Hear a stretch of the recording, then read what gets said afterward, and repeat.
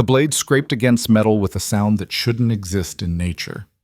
Texas Ranger Ethan Cole froze his weathered hand, gripping the knife handle, as the massive saguaro cactus revealed its impossible secret, something metallic buried deep within living flesh. 20 years patrolling the Chihuahuan desert hadn't prepared him for this. The cactus wasn't just growing around something. It was hiding it, protecting it, keeping it from the world. Welcome to a story that will change everything you thought you knew about the Borderlands. Stay with me until the end and drop a comment about where you're watching from. I'd love to know how far this tale has traveled. The morning sun cast long shadows across the desert floor, painting the landscape in shades of amber and rust. Ethan Cole guided his horse Dakota through a narrow canyon 30 miles northwest of Del Rio, where the Rio Grande carved its ancient path between Texas and Mexico. At 52, Ethan had spent more than half his life wearing the silver star of the Texas Rangers, and his body showed its sun-damaged skin stretched tight over lean muscle crow's feet etched deep around steel-gray eyes that had seen too much. He'd been tracking for 3 days now, following signs that most would miss: a broken mesquite branch here, a disturbed patch of sand there.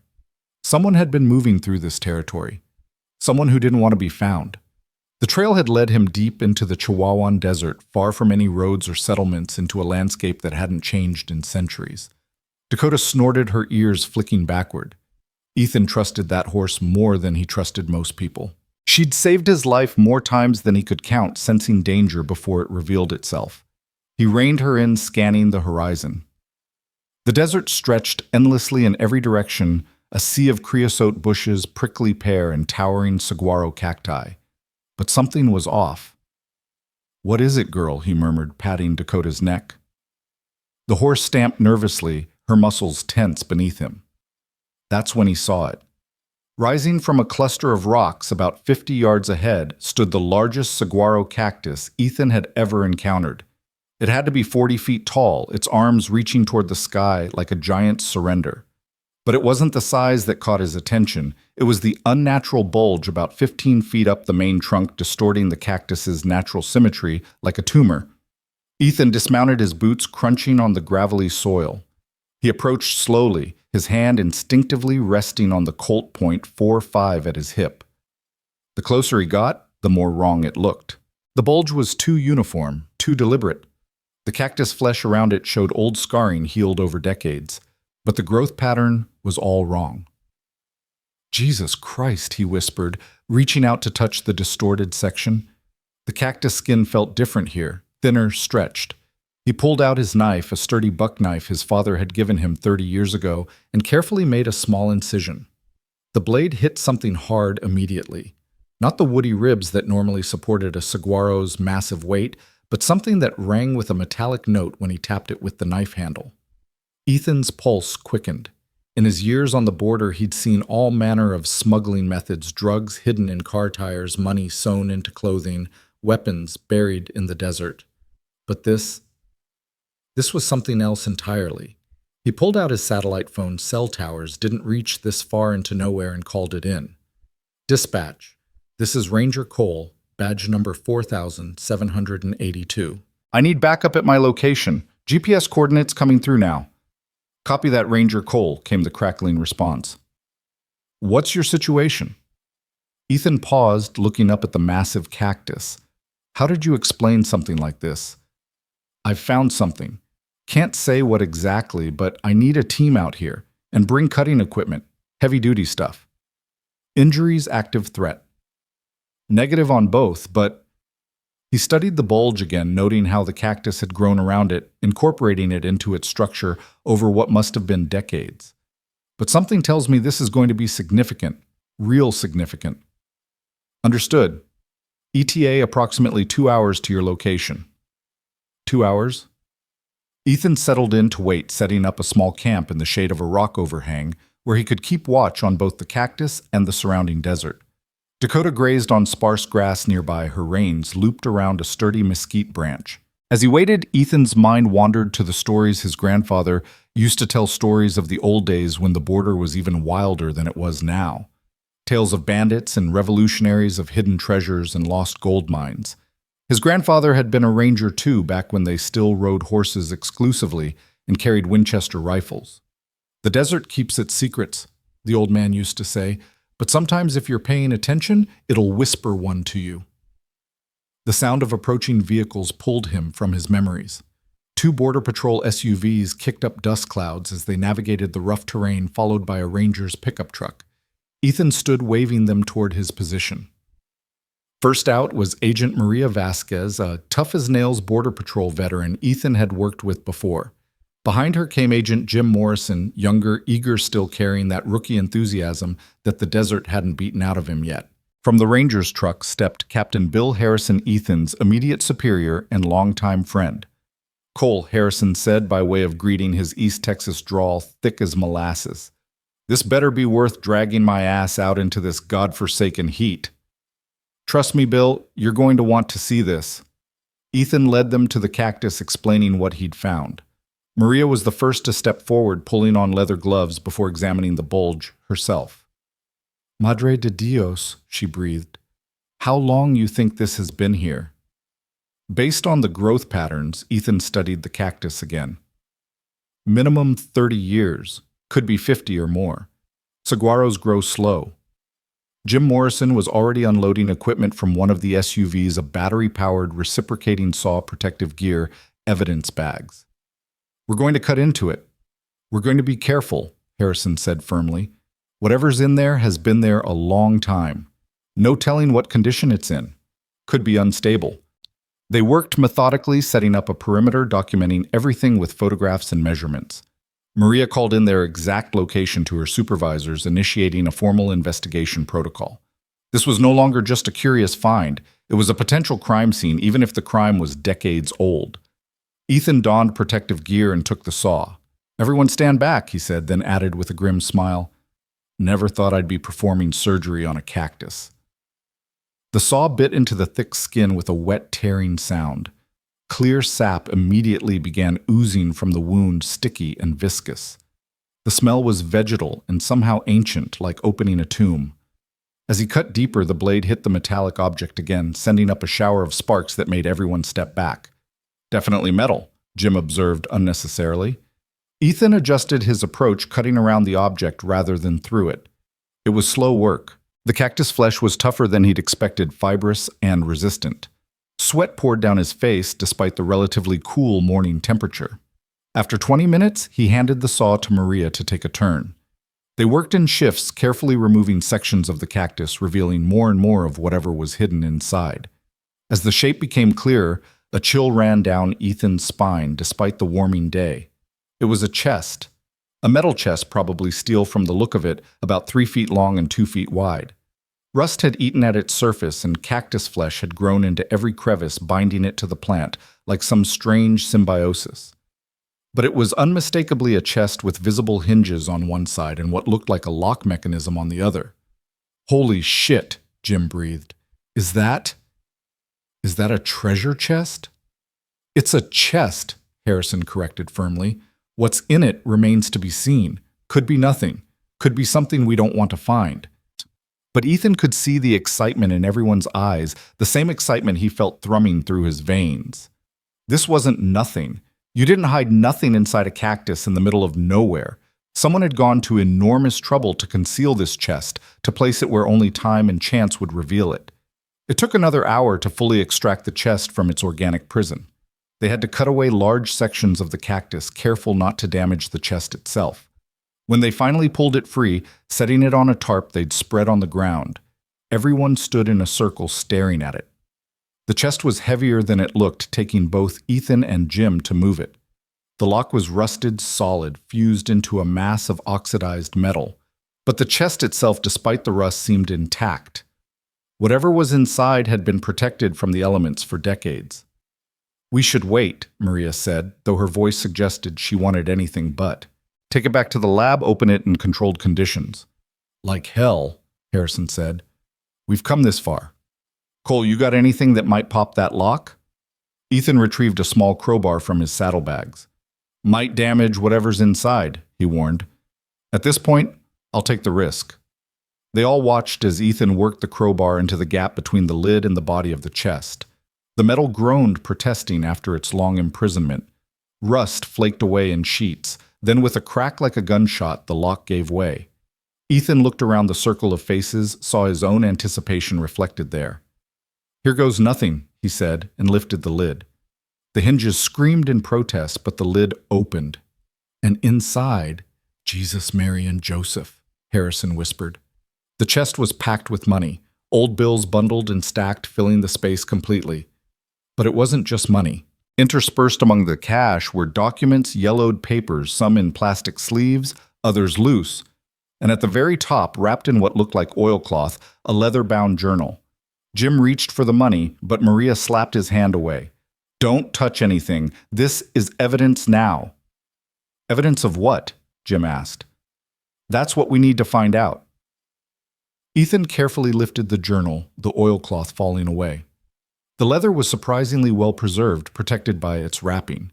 He opened it carefully, the pages crackling with age. The first entry was dated June 15, 1973. The handwriting was neat, precise in Spanish. Ethan's Spanish was good enough to make out the basics, but Maria leaned in, translating. "The agreement is made. The Ghost Caravan will move the merchandise north using the old routes known only to us. Payment upon delivery as always. But this time we keep insurance." She looked up, her face pale. "The Ghost Caravan. Ethan, that's a legend. They were supposed to be a smuggling ring from the 70s, but nobody could ever prove they existed." "Looks like we just found proof," Harrison said grimly. Ethan flipped through more pages, finding lists of names, dates, locations. Maps hand-drawn with remarkable detail showing routes through the desert, marking water sources, hidden caches, safe houses. This wasn't just evidence of smuggling, it was an entire network laid bare. "There's more," Maria said carefully, examining the documents mixed with the money. "These are contracts, agreements between," she paused, reading, "between cartel members and, oh my God, these names. Some of these are politicians, judges, law enforcement."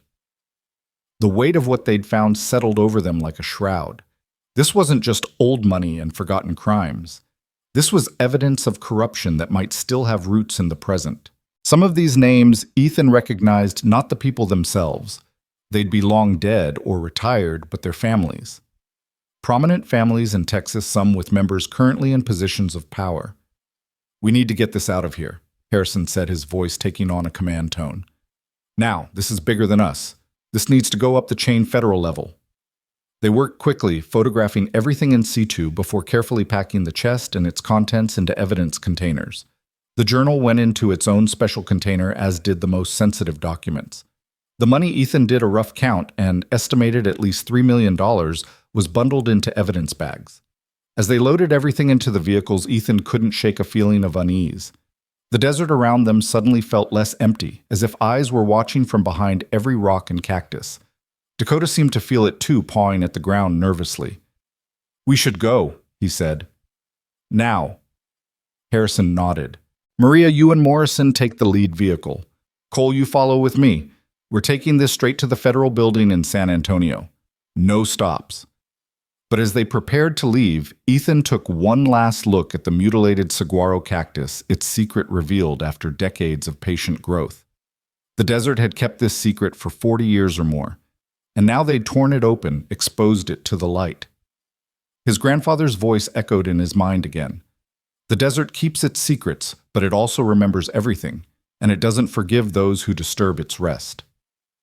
They formed a convoy, the SUVs kicking up dust as they navigated back toward civilization. Ethan rode with Harrison, the chest secured in the back, while Dakota was tied to a lead behind the vehicle. He'd come back for his saddle later. The satellite phone crackled to life as they hit a rise.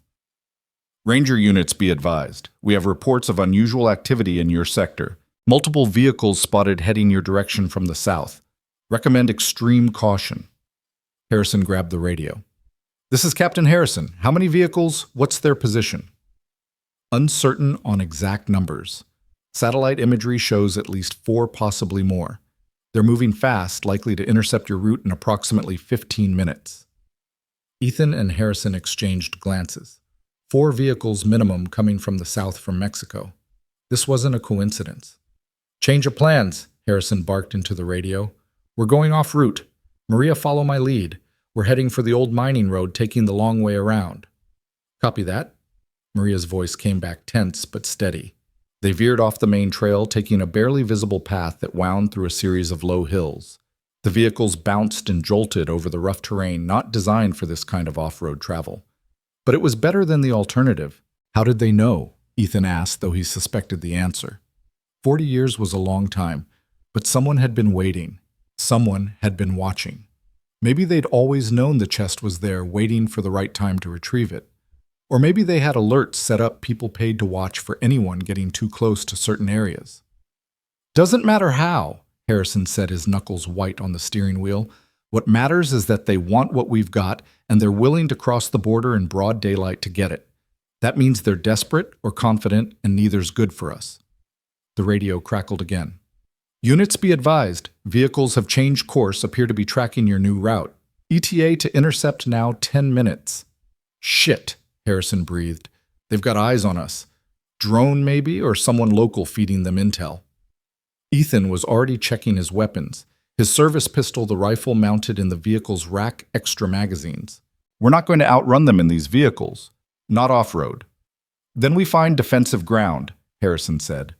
There's an old ranch about 3 miles ahead, abandoned, but the buildings are still standing. We hole up there, call for backup. That's going to start a war, Ethan pointed out.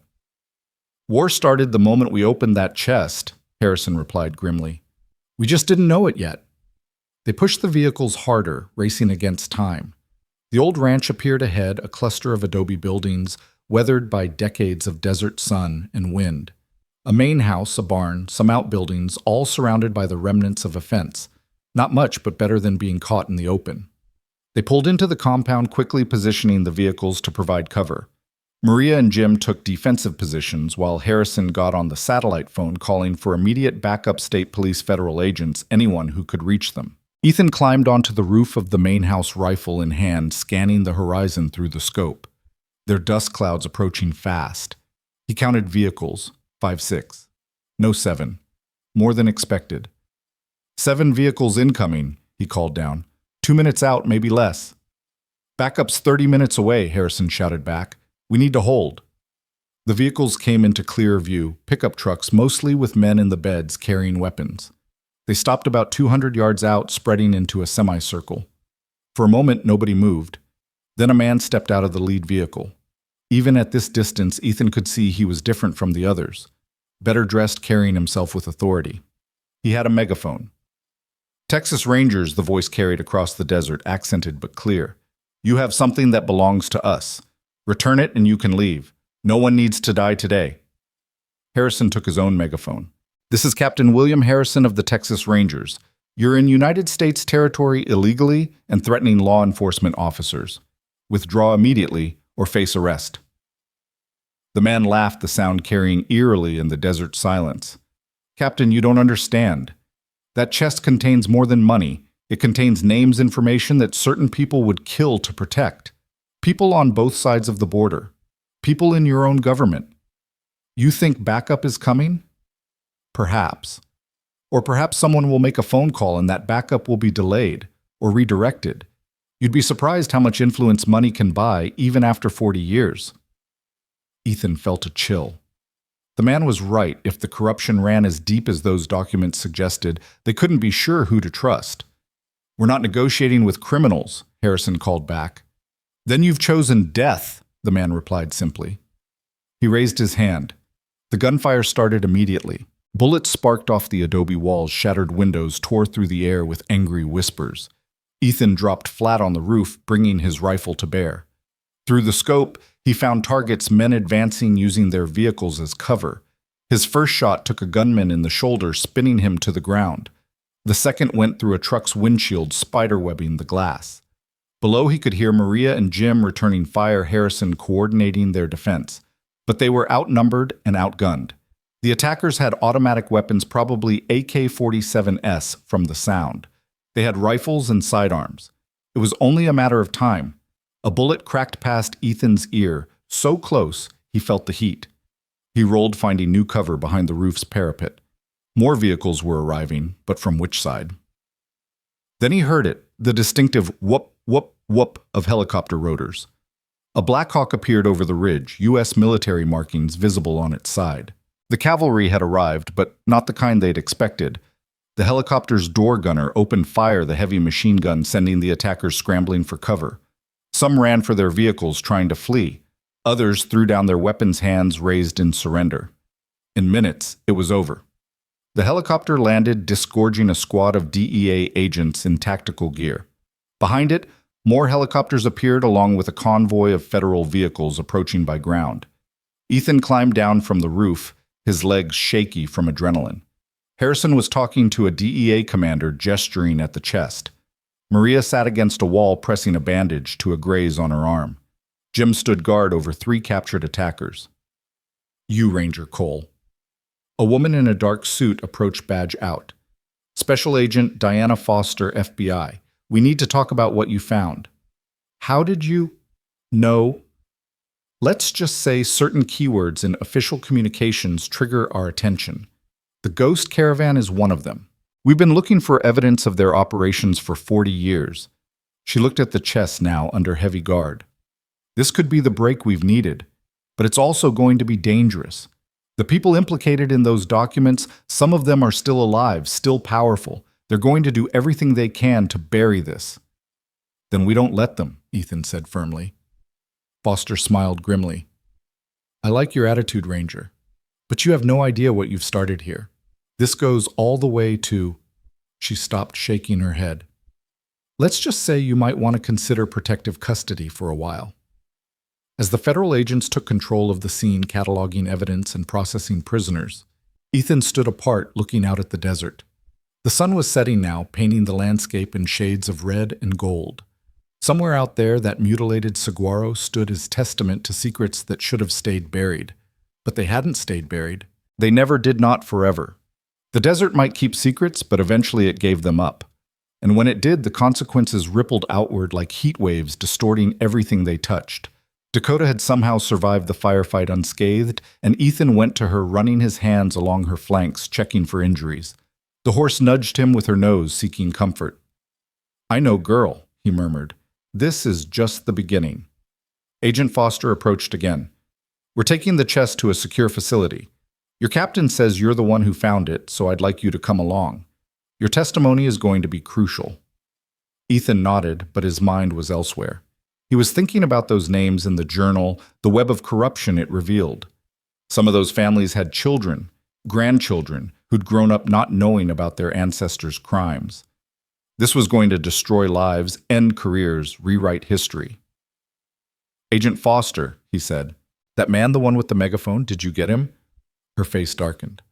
"No, he slipped away in the chaos. But we know who he is, Carlos Mendoza, son of one of the original Ghost Caravan leaders. He's been looking for that chest for 20 years, ever since his father died, and left him a cryptic message about insurance hidden in the desert. So this isn't over." "Not by a long shot. Mendoza has connections on both sides of the border, and now that he knows we have the chest, he's going to be desperate. A desperate man with those kinds of resources." She shrugged. "We'll need to be careful." As they prepared to leave, Ethan took one last look at the battle-scarred ranch. Shell casings littered the ground walls, were pockmarked with bullet holes, and blood stained the sand in several places. All for a chest that had been hidden for 40 years, keeping its secrets in the heart of a cactus. The convoy formed up as darkness fell the chest now in an armored vehicle surrounded by federal agents. Ethan rode with them, Dakota being transported in a horse trailer they'd brought specifically for her. As they drove through the night toward San Antonio, he couldn't shake the feeling that they were being watched, that somewhere in the darkness, eyes followed their progress. The satellite phone buzzed. Harrison's voice came through tense. "Cole, you there?" "Yeah, Captain. What's wrong?" "Just got word from a contact in Mexico. There's been movement, a lot of it. Mendoza's not giving up. He's calling in favors activating sleeper cells. This thing is about to go nationwide." Ethan closed his eyes. What had started as a routine tracking job had become something else entirely, a war between the past and present, between those who wanted truth and those who needed lies to survive. "Captain," he said, "those names in the journal, have you looked at them closely?" A pause. "Some. Why?" "Because I recognized one. Thomas Ashford." The Thomas Ashford federal judge retired last year. The same, except according to that journal, he was on the Ghost Caravan's payroll in the 70s.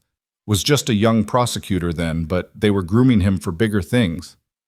Jesus Christ, Ethan, if this is true, it's going to tear everything apart, Ethan finished. The question is, are we ready for that? Harrison was quiet for a long moment. We're Rangers, Cole.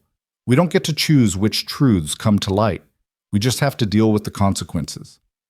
The convoy continued through the night, carrying its dangerous cargo toward an uncertain future. Behind them, the desert returned to its ancient silence, keeping its remaining secrets. But one had been revealed, pulled from the heart of a cactus like a thorn from flesh. And like all thorns, Ethan knew this one would leave a wound that would take a long time to heal. The federal building in San Antonio rose like a fortress against the night sky.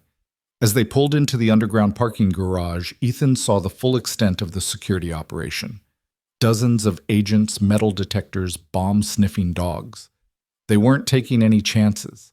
The chest was unloaded with ceremonial care, placed on a special cart, and surrounded by armed agents.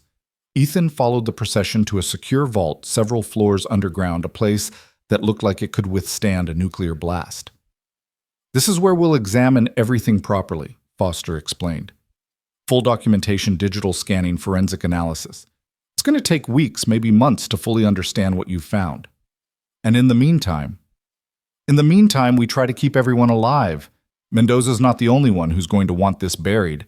When word gets out, and it will, we're going to have targets on our backs. All of us." She handed him a card. "My direct line. You see anything suspicious, anything at all, you call me. Day or night." Ethan pocketed the card, feeling its weight like a talisman against what was to come. "What about protection for my team, Harrison, Vasquez, Morrison?" "Already arranged. We're taking this seriously, Ranger Cole. What you found, it could rewrite 40 years of border history. It could bring down some very powerful people. They're not going to go quietly." As if to emphasize her point, her phone buzzed. She answered, her face growing grave. How many understood?" She hung up, turning to Ethan. 3 judges have already recused themselves from any cases related to this matter. They're citing conflicts of interest, but their names are probably in that journal. Exactly. The rats are already abandoning ship, and we haven't even opened the full investigation yet. Ethan thought about the man he'd been 3 days ago, tracking what he thought were simple smugglers through the desert. That man's biggest concern had been water supplies and rattlesnakes. Now he was standing in an underground vault discussing corruption that reached into the highest levels of government. "I need to see to my horse," he said suddenly. Needing air, needing something real and simple. Foster nodded. "There's a stable 2 blocks over where federal agencies board their horses. She'll be well cared for. Agent Martinez will take you." The stable was a welcome relief from the sterile intensity of the federal building. Dakota whinnied when she saw him, and he spent time brushing her coat, checking her hooves, doing all the simple routine tasks that grounded him. "You did good today, girl," he murmured. "Saved our asses when you warned me about that cactus." The horse nudged him, searching his pockets for treats. He found a sugar cube, let her lip it from his palm. Such a simple pleasure, but it reminded him that not everything in the world was conspiracy and corruption. His phone rang. Unknown number, but something made him answer. "Ranger Cole." The voice was soft, female, scared. "You don't know me, but my grandfather was in that journal. Thomas Ashford." Ethan's grip tightened on the phone. "Ma'am, I can't discuss."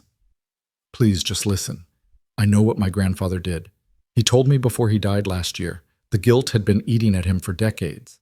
He kept records, Ranger. Real records. Names, dates, transactions. Everything the Ghost Caravan did, everyone they owned.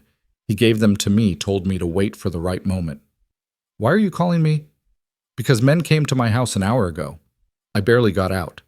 They're cleaning house, destroying evidence, but I have grandfather's records hidden. I can bring them to you, but I need protection. I need—" The line went dead. Ethan immediately called Foster, relaying the conversation.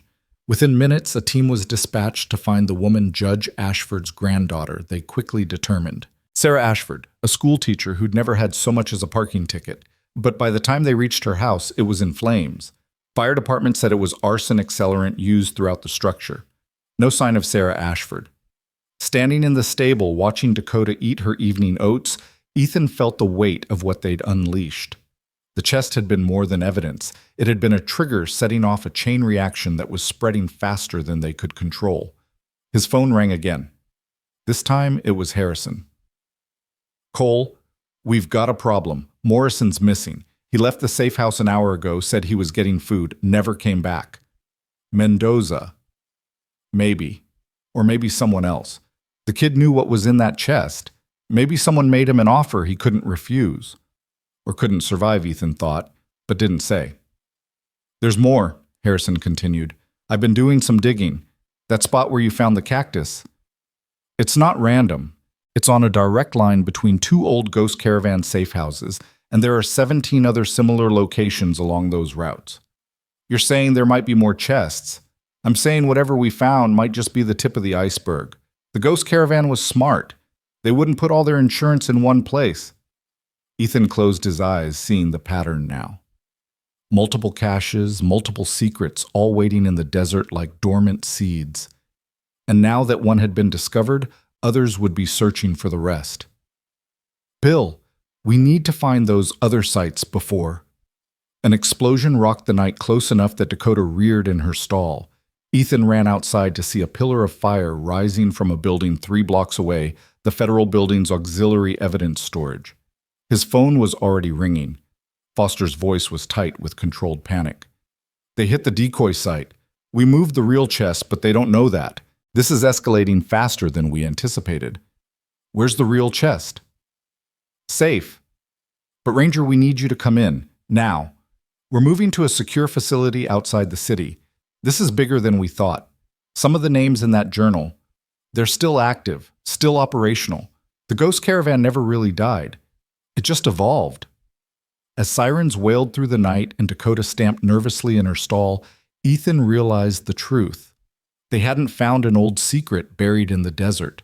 They'd found a living conspiracy, one that had roots stretching 40 years into the past and branches reaching into the present.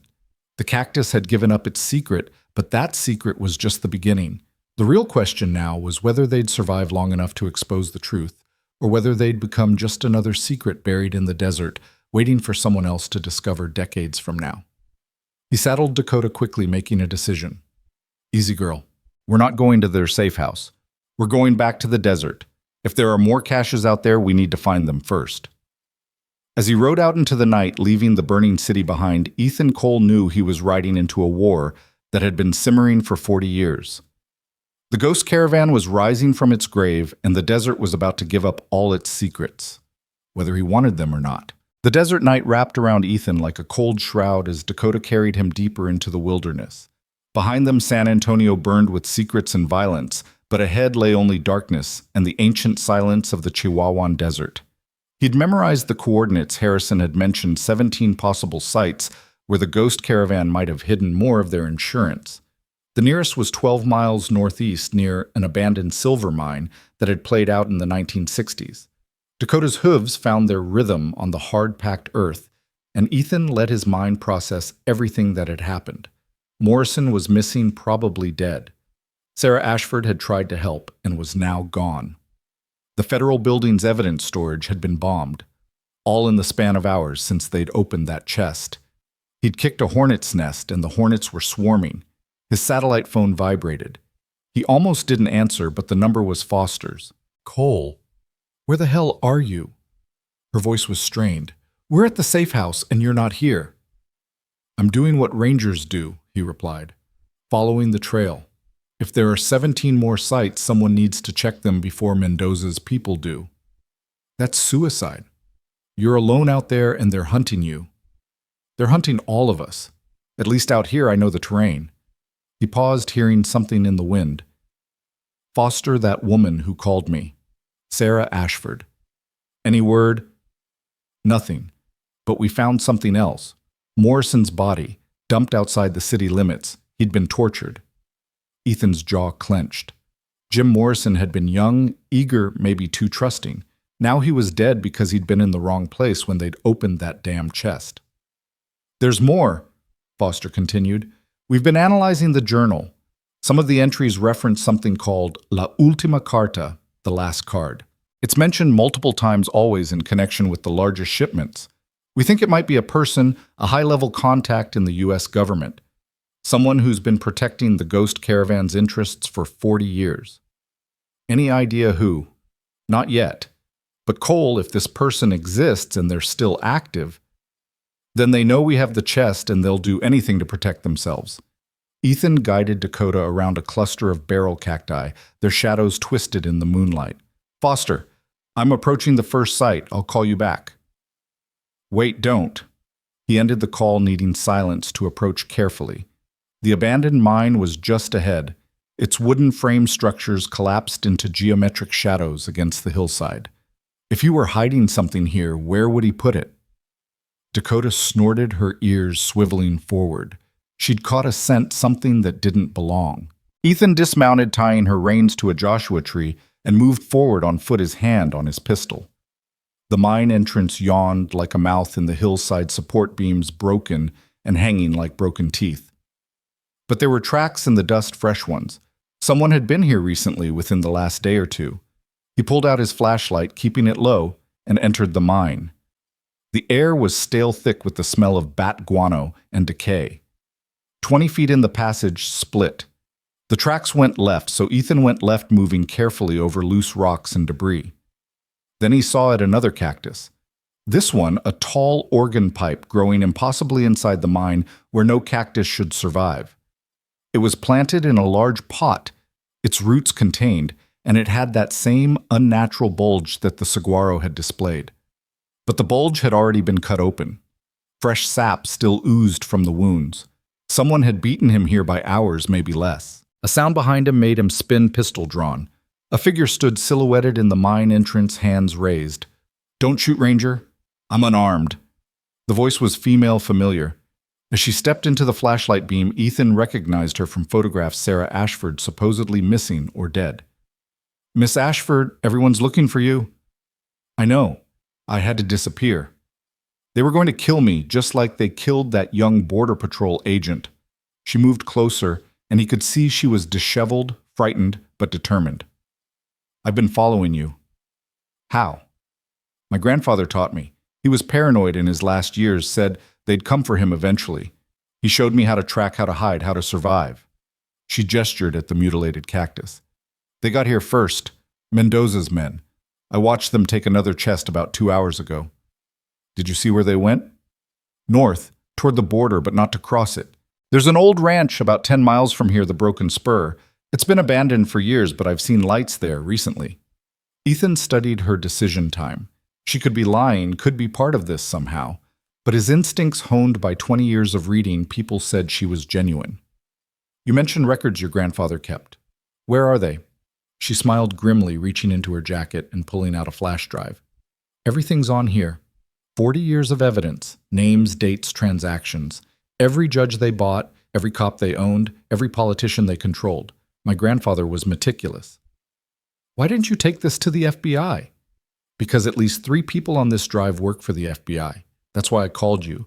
You're an outsider, a Texas Ranger. You found the first chest. I figured you were my best shot at getting this to someone clean." Ethan took the drive, feeling its weight despite its tiny size. "This could get you killed." "Staying quiet could too. My grandfather lived with this guilt for 40 years. It destroyed him piece by piece. I won't let his confession die with him." A sound echoed through the mine vehicles approaching. Multiple engines coming fast. "They're coming back," Sarah whispered, fear creeping into her voice. Ethan grabbed her arm, pulling her deeper into the mine. "This way. These old mines usually have multiple entrances." They moved quickly through the darkness, Ethan's flashlight barely illuminating the path. Behind them, voices echoed Spanish and English, mixed angry and urgent. Lights bobbed in the tunnel they'd just left. The passage narrowed, forcing them to squeeze through. Sarah's breathing was ragged with fear, but she kept moving. Then, blessed relief, another opening, this one partially collapsed but passable. They emerged on the far side of the hill where Dakota waited with growing agitation. "Can you ride?" Ethan asked. "Yes." "Then get on. We're going to that ranch you mentioned, but we're going to be careful about it." He helped her mount Dakota, then swung up behind her. The horse, trained for single riders but capable of carrying two in emergencies, adjusted her gait to the extra weight. They rode hard into the night, the sounds of pursuit fading behind them. The broken spur ranch materialized out of the darkness, like something from a nightmare. The buildings were indeed abandoned walls, crumbling roofs, partially collapsed. But Sarah was right.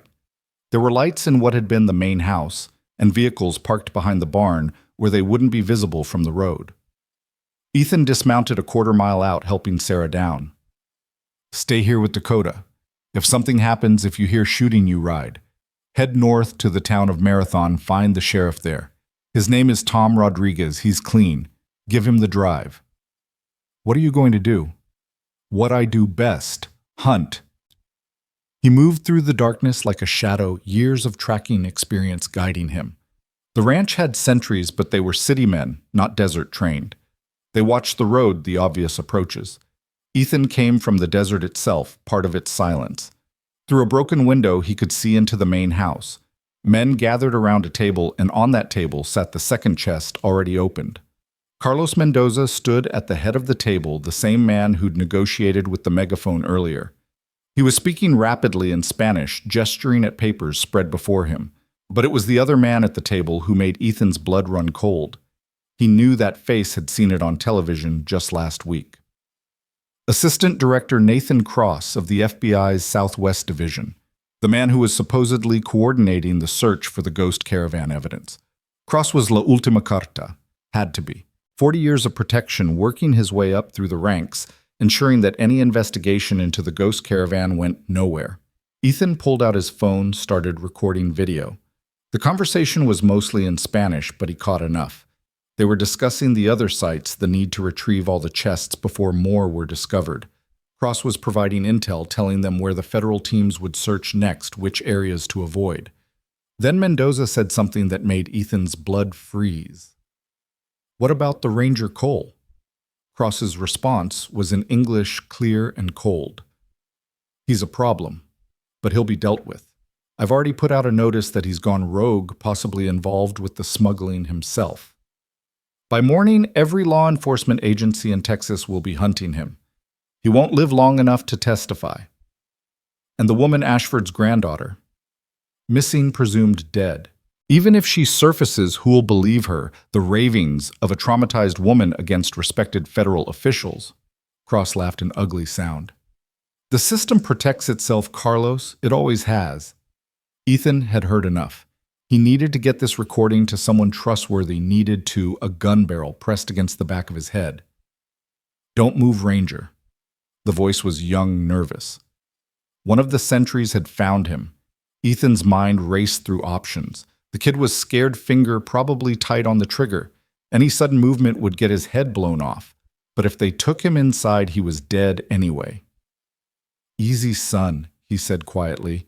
"You don't want to do this." "Shut up. Stand up, slow hands where I can see them." Ethan complied, rising carefully. The kid was maybe 20, sweating despite the cool night. Not a hardened criminal, just someone caught up in something bigger than himself. "You know what they're doing in there?" Ethan asked. "They're planning murders. Federal agents, civilians. You want to be part of that?" I said, "Shut up." But there was uncertainty in the voice now. "You pull that trigger, you become a cop killer. That's life without parole if you're lucky. Death penalty if you're not.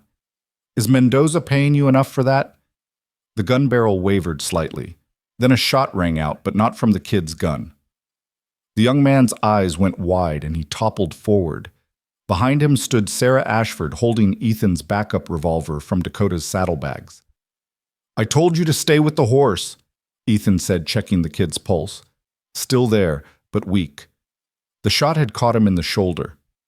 "And let you get killed. My grandfather would roll over in his grave." She was shaking, but determined. "We need to go, now." She was right.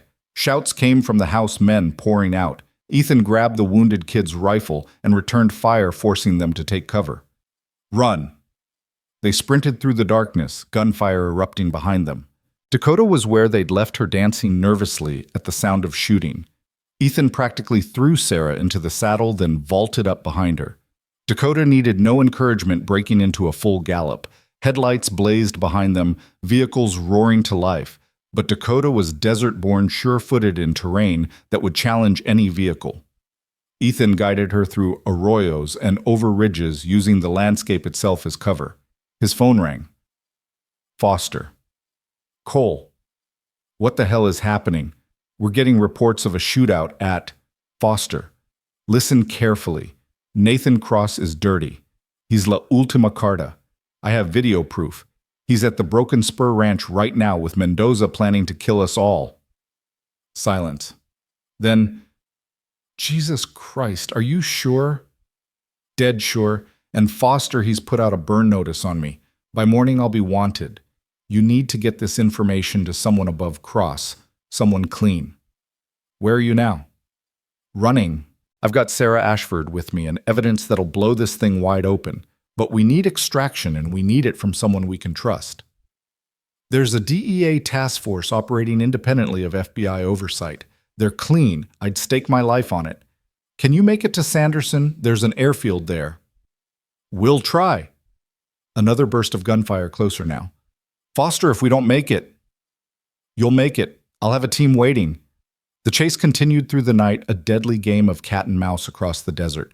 Twice they had to dismount and hide while search teams passed within yards of their position. Dakota, trained for this kind of work, stood still as stone, not even breathing hard. As dawn approached, painting the eastern sky purple and gold, they saw Sanderson ahead. The small town looked peaceful, unaware of the drama playing out in the desert. The airfield was on the north side, a single strip of asphalt with a few hangars. A DEA helicopter sat waiting, rotors already turning. Agents in tactical gear surrounded it, weapons ready. Ethan recognized the lead agent, Maria Gonzalez, someone he'd worked with before, someone he trusted. But as they approached, vehicles burst from concealment, Mendoza's men making one last attempt. Gunfire erupted, the DEA agents returning fire with disciplined precision. Go, go, go, Gonzalez shouted. Ethan lifted Sarah from the saddle, practically carrying her to the helicopter. As she climbed aboard, he turned back for Dakota. The horse was hit, blood streaming from her flank. She was still standing, but barely. Dakota, no! He ran to her hands, checking the wound, through and through, missing the vital organs, but bad enough. Cole, we have to go, Gonzalez yelled. He looked at his horse, his partner, his friend. She nickered softly, nudging him toward the helicopter. Even now she was trying to save him. There's a vet in town, one of the DEA agents said. We'll get her there, I promise. Ethan kissed Dakota's muzzle, then ran for the helicopter. As it lifted off, he saw the agents loading Dakota into a trailer, keeping their promise. Below, Mendoza's men scattered as military vehicles arrived, the real cavalry, finally. In the helicopter, Sarah clutched the flash drive like a talisman. We did it, she said, tears streaming down her face. We actually did it. But Ethan knew better. They'd survived, yes. They had evidence. But Cross was still out there, still in position of power. The Ghost Caravan had operated for 40 years, its tentacles reaching into every level of government. One night of violence, one flash drive, one video. Would it be enough? His phone buzzed. A text from an unknown number. You think you've won Ranger, but you've only seen the surface. The Ghost Caravan is bigger than you know, deeper than you can imagine. This isn't over. He showed it to Gonzalez, who frowned. We'll trace it, but they're right, Ethan finished. This isn't over. We've just lifted the first layer. The helicopter banked toward El Paso, where federal prosecutors waited to hear their testimony. As the desert spread out below them, Ethan thought about those 17 sites about the other chests still hidden. Each one potentially contained more evidence, more names, more proof of corruption spanning decades. Sarah was typing on a laptop the DEA had provided already, beginning to decode her grandfather's records. Ranger Cole, she said suddenly. You need to see this. She turned the screen toward him. It was a scan of an old document, a contract dated 1973. At the bottom were signatures, including one that made his stomach drop. William Cole, his father. That's not possible, he breathed. But even as he said it, memories surfaced. His father's unexpected wealth in the late 70s. The way certain investigations had been suddenly dropped. The visitors who came at night speaking in hushed tones. I'm sorry, Sarah said softly, but your father was one of them. According to these records, he was recruited early, used his position to protect shipments through his sector. Ethan stared at the signature, his world tilting. He'd become a ranger to honor his father's memory, to follow in his footsteps. Now he discovered those footsteps led straight into corruption. "There's more," Sarah continued reluctantly. "Your father tried to get out in 1981. He was going to testify, turn state's evidence, but then he died," Ethan finished. "Car accident. They said he fell asleep at the wheel. According to my grandfather's notes, it wasn't an accident." The helicopter flew on through the morning sky while Ethan grappled with this revelation. His entire life had been built on a lie. His father hadn't been a hero, he'd been a corrupt cop who'd maybe possibly tried to redeem himself at the end. Gonzalez was watching him. "This doesn't change who you are, Cole. You exposed this. You risked everything to bring out the truth." "The truth?" He laughed bitterly. "The truth is that my family was part of this. The truth is that everything I believed was a lie." "No," Sarah said firmly. "The truth is that corruption is a disease that infects generations, but it can be stopped. Your father tried to stop it. Maybe he failed, but he tried. And now you're finishing what he started." Ethan looked at her, this brave woman who'd risked everything to honor her grandfather's final wish for redemption. Maybe she was right. Maybe redemption was possible, even across generations. His phone rang. Foster. "Cole, we've got Cross. He's in custody and he's talking, trying to make a deal. He's confirming everything, the Ghost Caravan, the protection network, all of it. And he's giving us names, big names." "That's good," Ethan said numbly. "There's something else. We've located 3 more of the caches. All of them had been recently accessed, all empty. Someone's been collecting them, destroying evidence." "Mendoza." "We don't think so. Someone else, someone who knew exactly where to look. Cole, I hate to ask this, but did your father ever mention, 'My father's dead'?" Ethan cut her off. "Has been for over 40 years. But even as he said it, a doubt crept in. They'd never found his body, just the burned car. Everyone assumed he'd been incinerated in the fire, but what if—" Cole Foster's voice brought him back. "We're going to need you to look at some photographs. Some of the older cartel members we've arrested over the years. See if any of them look familiar." "Familiar how?" "Just familiar. Trust me on this." The helicopter was descending now, El Paso spreading out below them. Federal buildings, safe houses, courtrooms where the truth would finally be told. Or at least part of it. Because Ethan was beginning to understand that the truth was like the desert itself. Vast, layered, and full of secrets that might never fully come to light. As they landed, Sarah grabbed his hand. "Whatever you find out about your father, it doesn't define you. You chose to do the right thing. That's what matters." He squeezed her hand back, drawing strength from her conviction. Around them, federal agents swarmed, ready to take them into protective custody to begin the long process of testimony and trials. The Ghost Caravan was being dragged into the light, 40 years of corruption finally exposed. But in his pocket, his phone buzzed with another text from that unknown number. "The son pays for the father's sins. But sometimes the father pays for the son's virtue. Building 7 basement, 1 hour. Come alone or the truth about William Cole dies forever." Ethan deleted the text without showing anyone. Some truths he was learning were too dangerous to share. Some secrets too personal to expose. In 1 hour, he'd slip away from protective custody. He'd go to Building 7, whatever that was. And he'd face whatever ghost awaited him there. Because the desert hadn't given up all its secrets yet. And neither apparently had his father. The federal building's protective custody suite was comfortable enough, soft beds, hot food, armed guards. But Ethan couldn't rest. That text burned in his mind. Building 7. He'd recognized the reference, an old warehouse on the industrial side of El Paso, abandoned for decades. His father had mentioned it once years ago, something about a case that went cold. Sarah was in the next room working with prosecutors. Her grandfather's record spread across a conference table. She'd found her purpose in this, a way to honor the old man's memory while seeking justice. Ethan envied her that clarity. 45 minutes. He stood stretching casually and walked toward the bathroom. The guard at the door barely glanced at him. In the bathroom, Ethan opened the window, old building. old windows barely secured. He'd noticed it earlier, filed it away. 20 years of tactical thinking didn't just shut off. He slipped out, dropping to a lower roof, then to an alley. No shouts behind him, no alarms. They wouldn't notice he was gone for at least 20 minutes, maybe more. Building 7 loomed in the industrial district, its broken windows like dead eyes.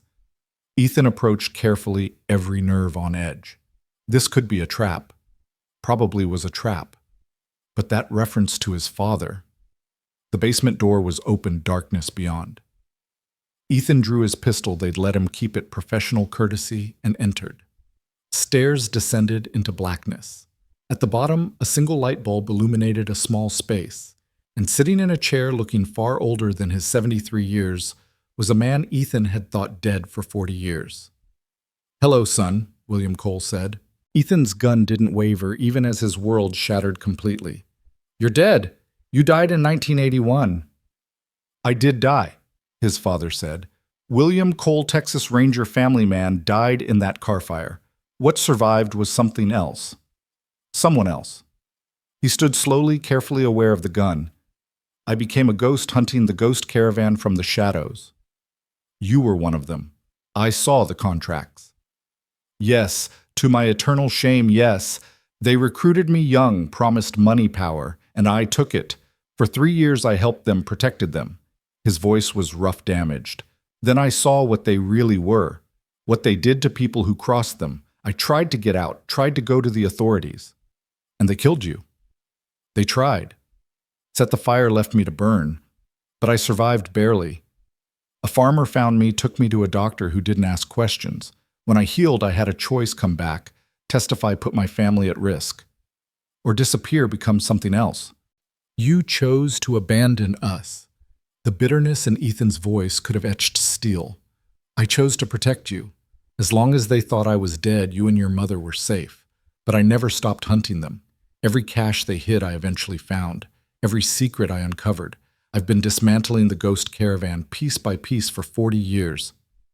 You're the one who's been emptying the caches." William nodded. 17 hidden chests, each with evidence. I've found 15. You found the 16th. There's one more, the most important one. It contains the real names, the complete network, including who La Ultima Carta really is. Nathan Cross, we already know. His father laughed, a sound like grinding stone. Cross, he's middle management, a useful fool. The real Ultima Carta is someone much more powerful, someone who's been playing all sides for 40 years. Who? First, you need to understand something. The Ghost Caravan never really ended. It evolved, became something legitimate on the surface. A shipping company, import, export, all perfectly legal. But underneath, still moving products, still corrupting officials. And at its head, footsteps on the stairs cut him off. Multiple sets moving fast. William Cole pulled out an old revolver, checking the cylinder with practiced ease. "Dad." The word slipped out before Ethan could stop it. "They found us. Must have been watching you." William moved toward a side door Ethan hadn't noticed. "This way, quickly." They ran through narrow passages, the sound of pursuit growing closer. William moved with surprising agility for his age, knowing every turn, every hiding spot. They emerged in another building, then another, a maze of industrial decay. Finally, they stopped in an old office, breathing hard. William pulled out a manila envelope thick with documents and handed it to Ethan. "Everything's in there. The real identity of La Ultima Carta. The complete network, account numbers, everything. Get it to someone you trust, someone completely outside the system. Come with me. Testify. Make this right." William shook his head. "I'm dead. Remember, a ghost can't testify. Besides, they'll never stop hunting me. But you're the hero who exposed the Ghost Caravan. You can bring this forward." Voices echoed nearby. They were running out of time. "There's something else," William said quickly. "Your mother, she knew. Not everything, but enough. She forgave me before she died. Said to tell you if I ever got the chance that doing the right thing sometimes means making impossible choices." Ethan's throat tightened. His mother had died 5 years ago, cancer. He'd held her hand at the end and she'd whispered something about forgiveness, about understanding. He'd thought it was the morphine talking. "Go," William said, pushing him toward another exit. I'll lead them away.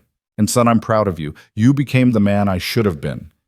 Before Ethan could respond, William was gone, running back the way they'd come, shouting to draw attention. Gunfire erupted, echoing through the empty buildings. Ethan wanted to go back to help, but the envelope in his hands was too important. He ran, navigating back toward the federal building, mind racing. The documents felt like they were burning through the envelope. The real identity of La Ultima Carta. Who could it be? Who had that kind of power? That kind of reach? His phone rang. Foster. Cole. Where the hell are you? We have teams searching. I'm coming back. But Foster, I need to meet with someone completely outside the normal chain of command. Military, maybe? Or what's going on? What did you find? He heard more gunfire in the distance, growing fainter. His father still fighting, still running. I found the truth, all of it. But I don't know who to trust anymore. Trust me, Foster said firmly. Whatever you have, bring it to me. I'll make sure it gets to the right people. Something in her voice made him hesitate. A note of eagerness that seemed off. He thought about all the times she'd known exactly where to send teams, how she'd always been one step ahead or behind, never quite catching the key players. Foster, he said slowly, how long have you been with the FBI? 23 years. Why? And you've been working the border how long? 15 years. Cole, what is this about 15 years? Right about when the Ghost Caravan supposedly went dormant, transforming into something else. Right about when they'd need someone inside the FBI to manage investigations to control the narrative. I'll be there soon, he lied, already changing direction. Have a full team ready. He hung up, then immediately called Gonzalez at DEA. Maria, I need an extraction, now. And tell no one, especially not FBI. Cole, what's happening? I think I just figured out who La Ultima Carta really is. He opened the envelope as he waited for Gonzalez scanning the documents by streetlight, and there it was in his father's careful handwriting, the truth that changed everything. Special Agent Diana Foster recruited 1999 codename La Ultima Carta. The perfect inside player managing investigations, controlling information flow, always keeping the Ghost Caravan one step ahead while appearing to chase them. There were photos too. Foster meeting with Cartel members, Foster at a ranch in Mexico, Foster depositing large sums of cash. His father had been thorough patient building a case that would be undeniable. The DEA helicopter appeared overhead lowering a rope. As Ethan climbed, he looked back toward Building 7. Smoke was rising from that direction, and sirens wailed through the night.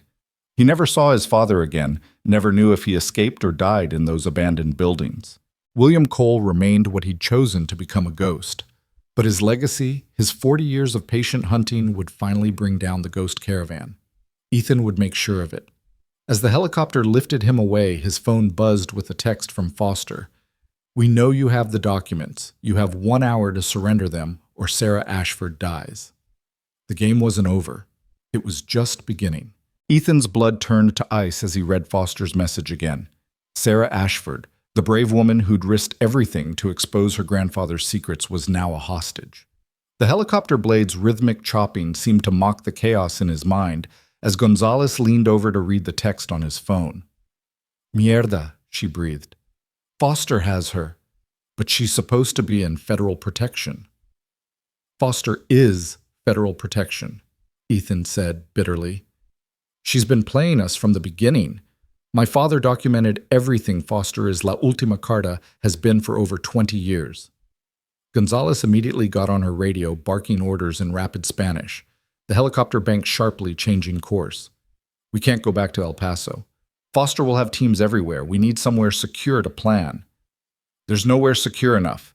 She's FBI, she has resources we can't match. Ethan stared at the document spread across his lap, his father's meticulous work representing 40 years of dangerous investigation. Wait, the text said I have 1 hour. That means she wants to make an exchange. You can't seriously be considering, I won't let Sarah die because of what I started. His phone buzzed again. GPS coordinates, nothing more.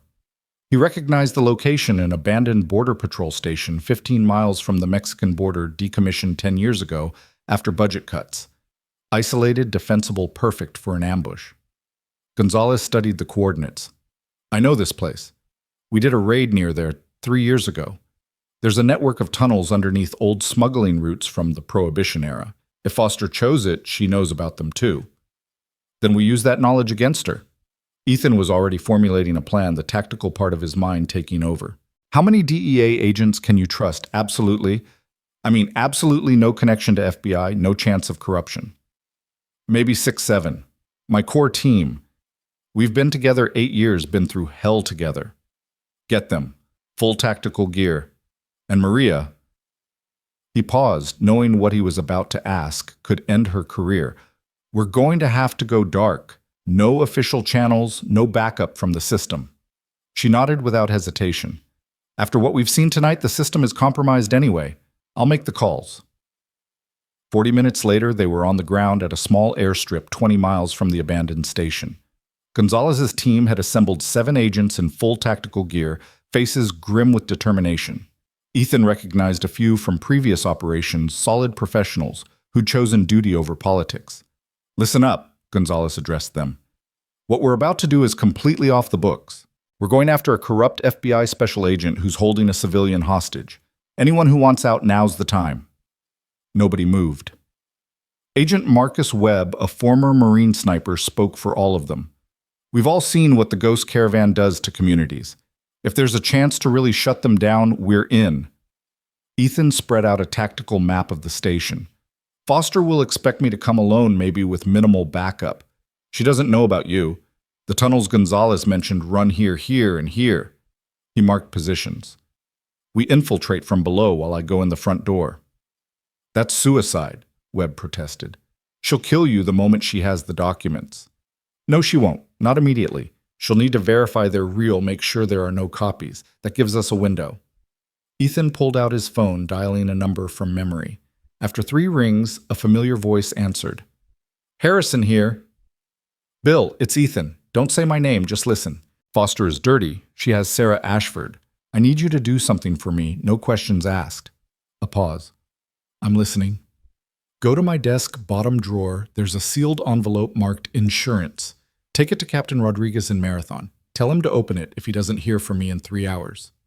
Understood. Harrison's voice was steady, reliable.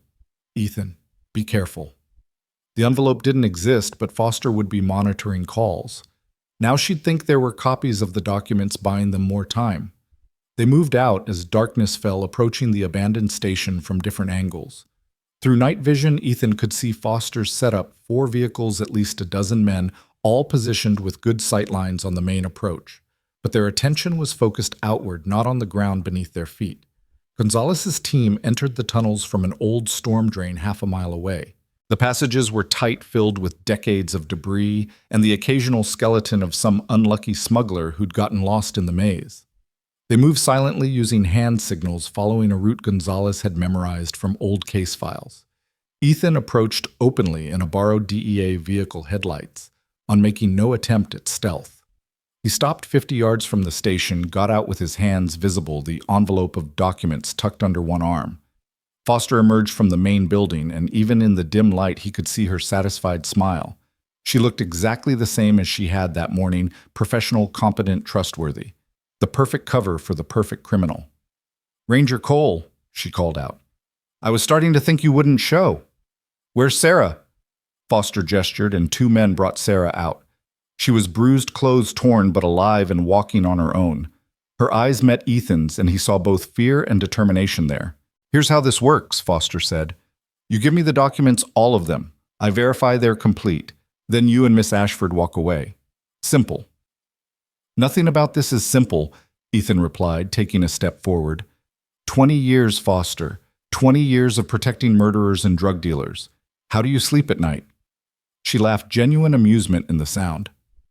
Better than you'd think. Do you have any idea how much money flows through the Ghost Caravan? Billions? Enough to buy anything, anyone. Your father understood that before he developed a conscience. My father spent 40 years hunting you. Your father was a fool who could have been rich and powerful. Instead, he chose to live like a rat in the shadows, accomplishing nothing. The Ghost Caravan survived him, thrived despite him. And it will survive you too. Ethan moved closer now, 30 yards away. In his earpiece, barely audible, Gonzalez whispered, "In position." "The documents," Foster demanded, drawing her service weapon. "Now." Ethan held up the envelope. "First, let Sarah go. She's no threat to you." "She's seen too much, knows too much. But fine." Foster nodded to her men, who pushed Sarah forward. She stumbled, caught herself, and started walking toward Ethan. 20 yards. 15. 10. That's when everything went wrong. One of Foster's men, nervous or trigger-happy, fired. The bullet caught Sarah in the shoulder, spinning her to the ground. Ethan rushed forward, covering her with his body, as more gunfire erupted, but this time it came from below, from the tunnels. Gonzalez's team had breached, catching Foster's men in a devastating crossfire. The night exploded into chaos. Muzzle flashes lit the darkness like deadly fireworks. Men screamed, fell, scrambled for cover. Foster retreated toward the station, shouting orders, trying to rally her men. Ethan dragged Sarah behind the DEA vehicle, pressing his hand against her wound. "Stay with me," he said, tearing off his shirt to make a bandage. "The documents," she gasped. "Don't let her... Forget the documents." But even as he said it, he saw Foster breaking for one of her vehicles, the envelope of evidence clutched in her hand. She'd grabbed it in the chaos, probably thinking it was her ticket to freedom. "Webb Foster's running," Ethan shouted into his radio. The sniper's rifle cracked once, twice. Foster's vehicle swerved but kept going, disappearing into the desert night. The firefight was ending, Foster's men either down or surrendering. Gonzalez emerged from the station, blood on her tactical vest, but moving steadily. "We need medics for the wounded," and Cole Foster got away. "I know." He kept pressure on Sarah's wound, feeling her blood warm between his fingers. "But she doesn't know those aren't the real documents." Sarah's eyes widened. "What?" Ethan managed a grim smile. "You think I'd bring the only copies to a meet like this?" "The real documents are with Captain Rodriguez in Marathon. Have been for an hour. Foster just ran off with 40 pages of my father's grocery lists and old case notes." A DEA medic arrived, taking over Sarah's treatment with practiced efficiency. The wound was serious but not fatal, the bullet having passed through the muscle without hitting bone or major vessels. As they loaded her into a medical helicopter, she grabbed Ethan's hand. "Your father would be proud," she said weakly. "Maybe.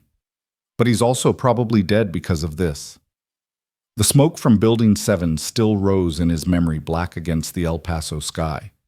Gonzalez coordinated the cleanup federal agents who weren't under Foster's influence, arriving to process the scene. 14 of Foster's team were arrested, 3 dead, 2 wounded. They found something else too in the station's basement crates of drugs, weapons, and cash. Foster had been using the abandoned facility as a way station for Ghost Caravan shipments. Ethan's phone rang. Unknown number, but he answered.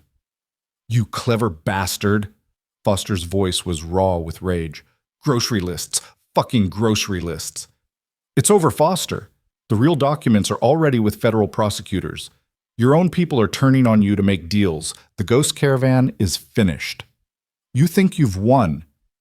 You have no idea how deep this goes. Judges, senators, people you've never heard of, but who shape your world every day. They won't let this stand. You'll have an accident just like your father was supposed to, or maybe that pretty teacher Sarah, or your Captain Harrison. We'll find a way. Maybe, but you'll be doing it from a federal prison cell. I'll never see the inside of a cell, Cole. I know too much about too many people. I'll disappear just like your father did, but unlike him, I'll disappear rich." The line went dead. Gonzalez, who'd been listening, immediately started making calls, putting out alerts at every border crossing airport and train station. But Ethan knew Foster was right about one thing: someone with her connections could vanish if she really wanted to. Dawn was breaking as they returned to El Paso. The federal building was in chaos. Investigators from Washington descending like locusts, everyone trying to distance themselves from the scandal. Nathan Cross had already cut a deal providing names and dates in exchange for a reduced sentence. The Ghost Caravan's legitimate front companies were being raided across 3 states. Ethan found himself in a conference room with a deputy attorney general who'd flown in from D.C., a woman named Patricia Hewitt, who looked like she hadn't slept in days. "Ranger Cole, what you've uncovered. It's going to reshape federal law enforcement along the border. We're looking at potentially hundreds of arrests, dozens of agencies compromised. It's a nightmare. It's justice, Ethan corrected. 40 years late, but still justice. Perhaps, but justice has a price. You're going to be a target for a long time. We can offer you witness protection, a new identity. No. The refusal was immediate, instinctive. I'm a Texas Ranger. I don't run and I don't hide. Hewitt studied him. Your father thought the same thing, apparently. It cost him 40 years of his life. My father made his choice. I'm making mine. She nodded, sliding a thick folder across the table. Then at least look at this. It's everything we've recovered from the various Ghost Caravan caches combined with your father's documentation. There's something you need to see.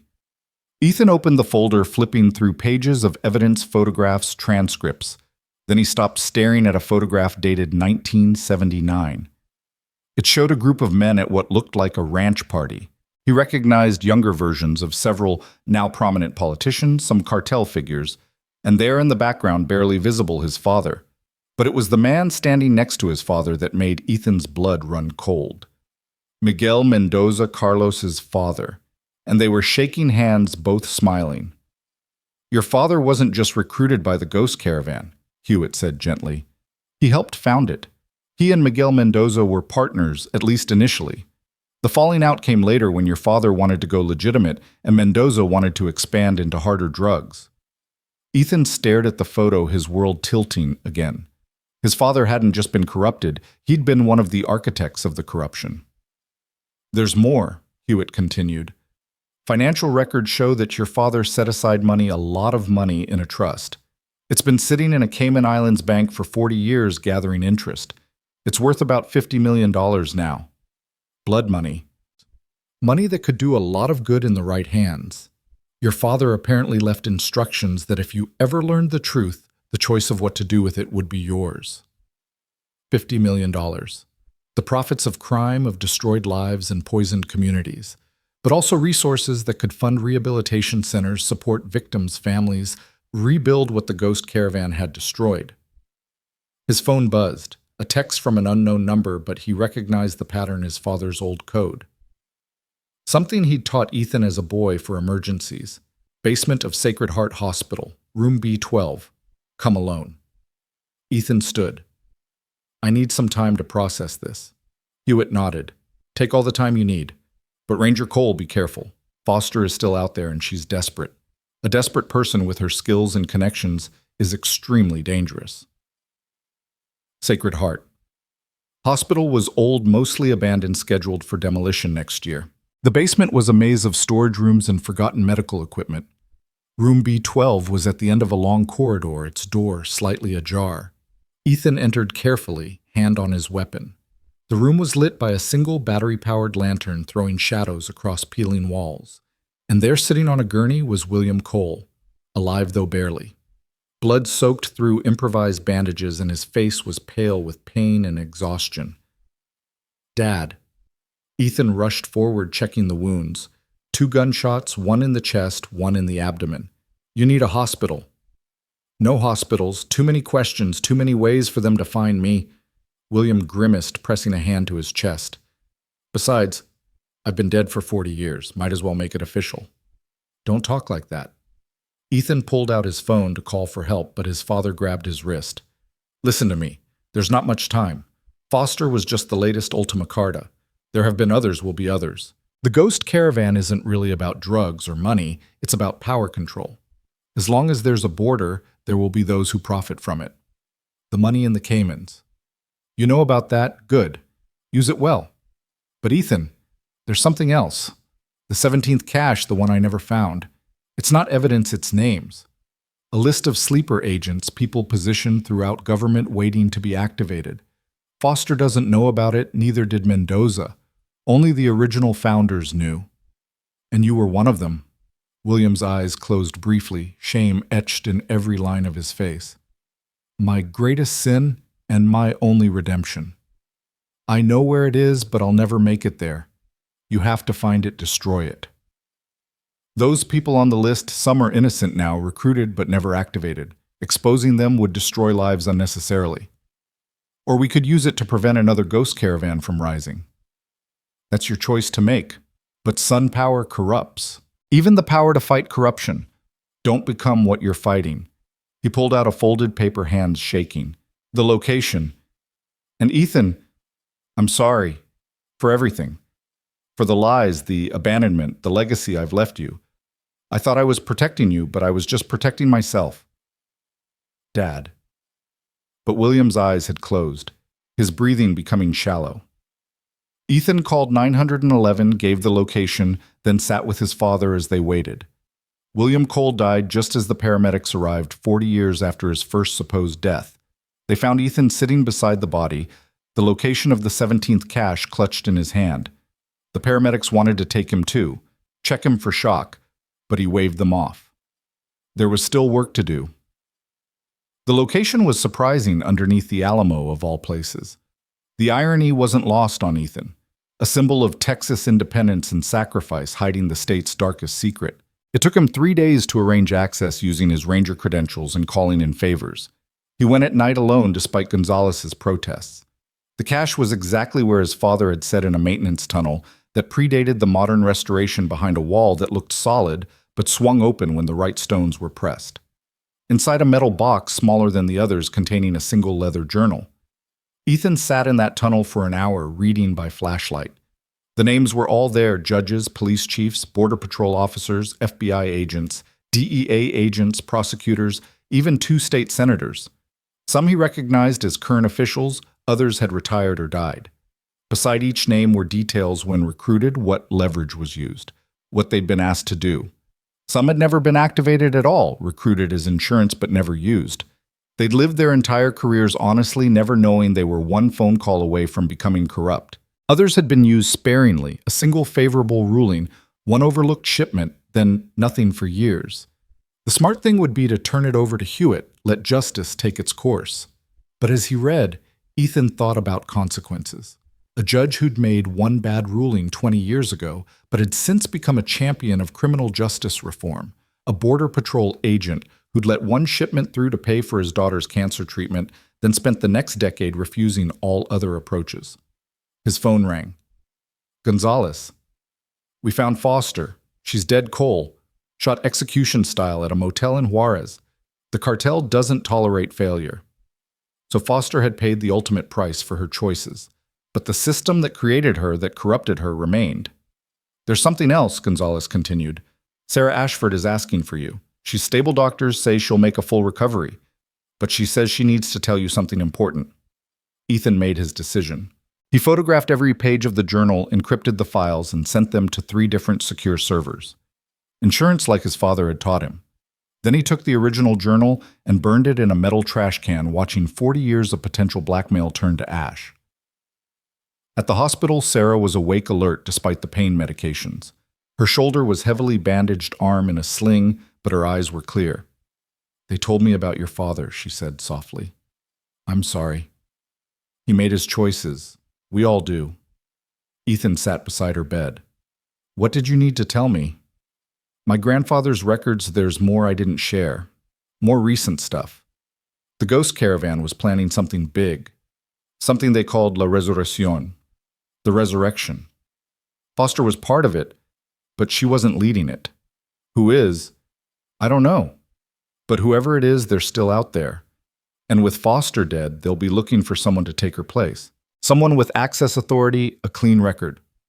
Ethan thought about the journal he'd just burned, the names that could have led them to whoever was orchestrating this resurrection. Had he made the right choice, we'll stop them, he said, trying to sound more confident than he felt. Sarah grabbed his hand with her good arm. We will, together. My grandfather and your father, they started this fight. We'll finish it. Outside the hospital window, El Paso sprawled toward the border lights twinkling in the darkness. Somewhere out there, the Ghost Caravan was regrouping, adapting, preparing to rise again. They'd lost Foster, lost the caches, lost decades of carefully built infrastructure. But they hadn't lost their ambition, their connections, or their knowledge of how the system worked. Ethan's phone buzzed, a text from an unknown number. You burned the journal. Interesting choice. Your father would be proud, or disappointed, hard to say. But the game continues, Ranger Cole. The Ghost Caravan is eternal. We'll be seeing you soon." He showed it to Sarah, who frowned. How did they know about the journal? Someone was watching, someone always is. He stood checking his weapon automatically. "I need to get back to work. The Rangers are going to need all hands to deal with the fallout from this."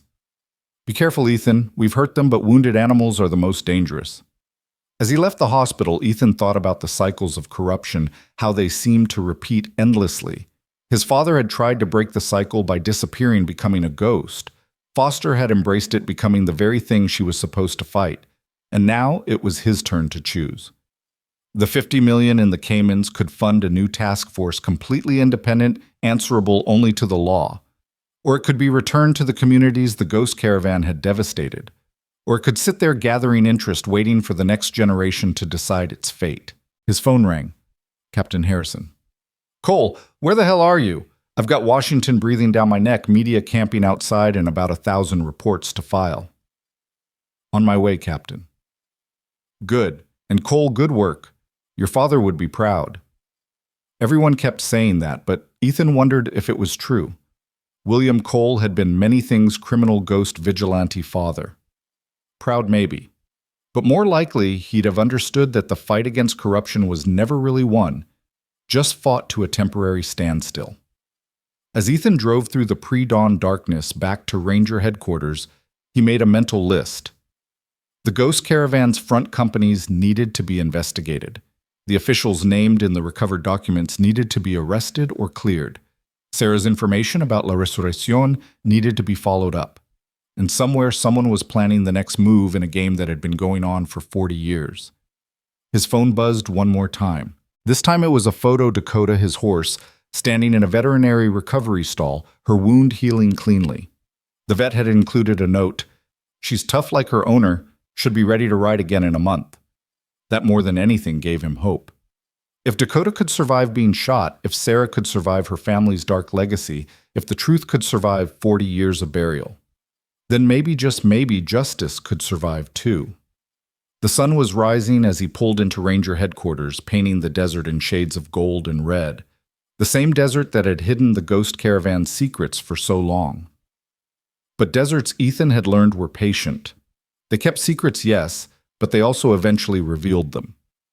He walked into the building ready to face the mountain of paperwork, the political pressure, the ongoing investigation, but also ready to continue the fight his father had started in his own way on his own terms. The Ghost Caravan had been exposed, its leadership scattered or dead, but La Resurrección loomed a new threat built on old foundations. And Ethan Cole, Texas Ranger, son of a complicated man-keeper of dangerous secrets, would be ready for it. The desert had taught him patience. His father had taught him determination. And the events of the last few days had taught him that sometimes the line between justice and injustice was as thin as a cactus spine and just as sharp. But that was tomorrow's fight. Today there was work to do, truth to document, and a criminal empire to dismantle one piece at a time. The Ghost Caravan's reign was ending. What came next remained to be written. The paperwork was suffocating, but Ethan pushed through it methodically, documenting every detail of the past week's events. 3 floors above him, federal prosecutors were building cases that would reshape border enforcement for decades. But his mind kept returning to those 2 words Sarah had mentioned, La Resurrección. The resurrection of what exactly the Ghost Caravan was, crippled but not dead, and someone out there was planning its return. Captain Harrison entered the office without knocking, his face grave. "Cole, we've got a situation. 3 of the witnesses we were protecting have disappeared. Clean extractions, no signs of struggle. Professional work." "When?" "Last night, while everyone was focused on Foster's death and the raids. Whoever did this knew exactly when we'd be distracted." Harrison sat heavily in the chair across from Ethan's desk. "There's more. The Attorney General's office just informed me that several key pieces of evidence have gone missing from federal custody. Documents, recordings, even some of the money from the caches. Inside job. Has to be. Someone with high-level clearance, someone nobody would suspect." Harrison rubbed his face, exhaustion evident in every line. 40 years this thing has been growing, spreading its roots. We cut off the visible parts, but the roots remain. Ethan's phone vibrated. Sarah Ashford calling from her hospital room. "They tried to kill me. she said without preamble, voice tight with fear. 20 minutes ago. A nurse came in, someone I'd never seen before. Something felt wrong, so I screamed. Security came running, but she was already gone. They found a syringe of potassium chloride in the hallway, enough to stop my heart. I'm on my way. Ethan stood grabbing his jacket. Harrison Sarah needs protection. Real protection, people we absolutely trust. I'll handle it personally, Harrison said. Go. The drive to the hospital was tense, Ethan constantly checking his mirrors for tails. The Ghost Caravan, or whatever was rising from its ashes, was moving fast, eliminating threats, while law enforcement was still celebrating their apparent victory. He'd seen this pattern before in other cases. The visible organization falls, but the shadow structure survives, adapts, returns stronger.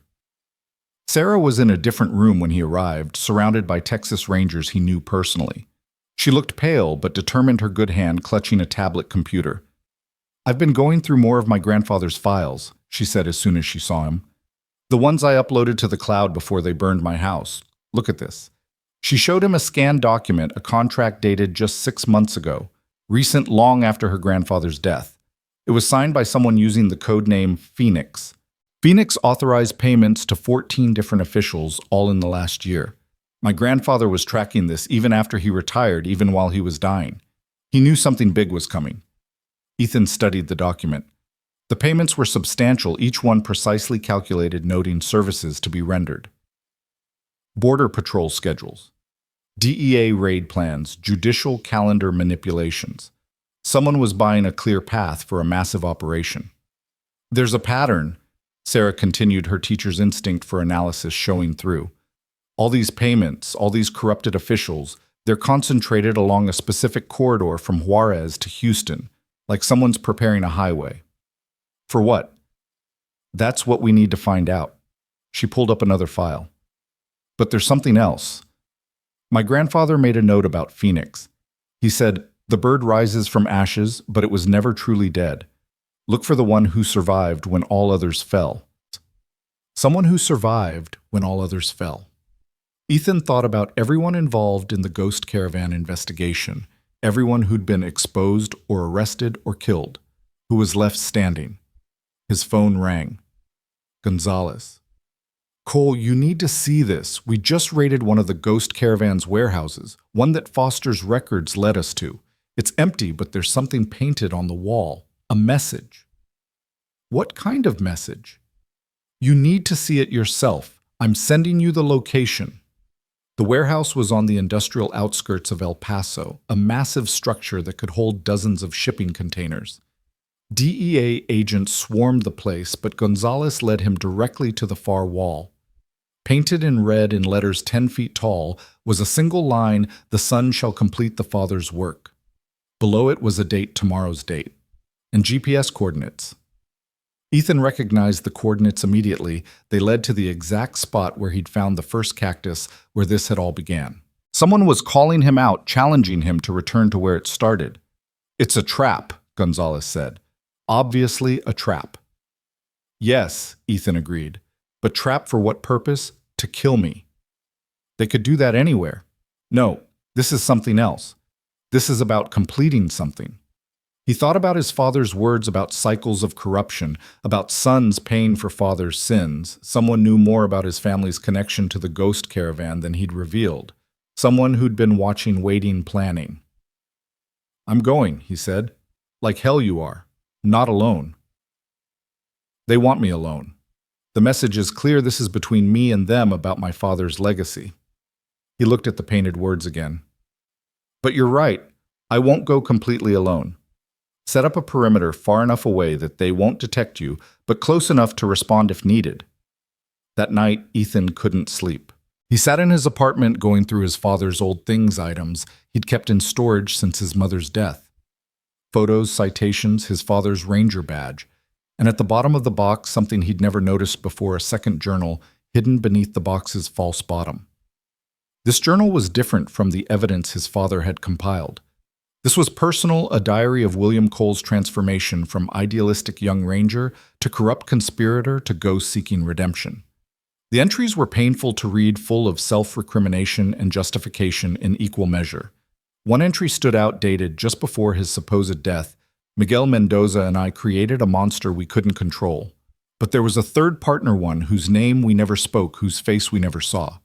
The true architect of the Ghost Caravan. Miguel thought he was in charge.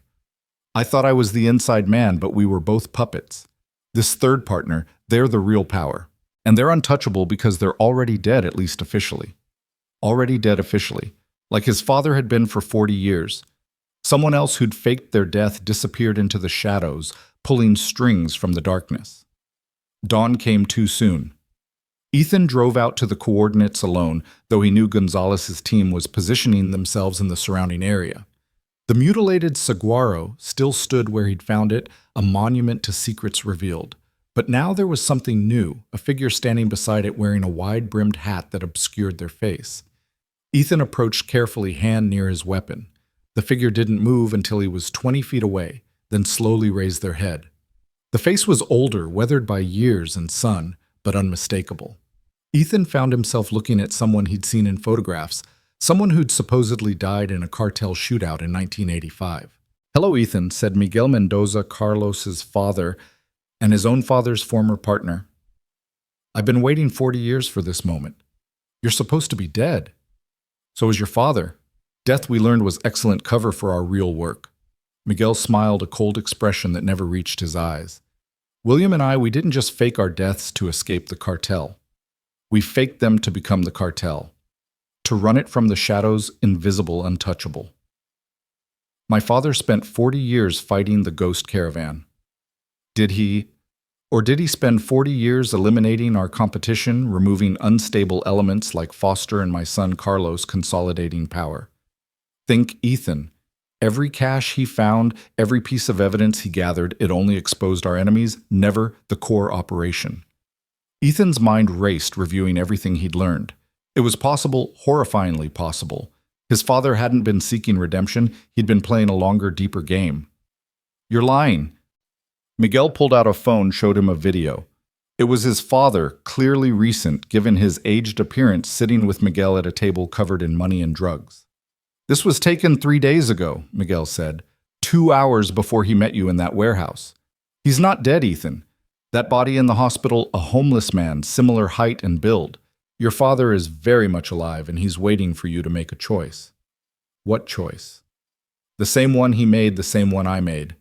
Join us, truly, join us, and help run an empire that spans continents, or die here now another casualty of the border wars. There's a third option. I arrest you and tear down everything you've built." Miguel laughed. "With what authority? I'm officially dead, remember, and the evidence you have implicates dozens of officials but never mentions me. Your father made sure of that.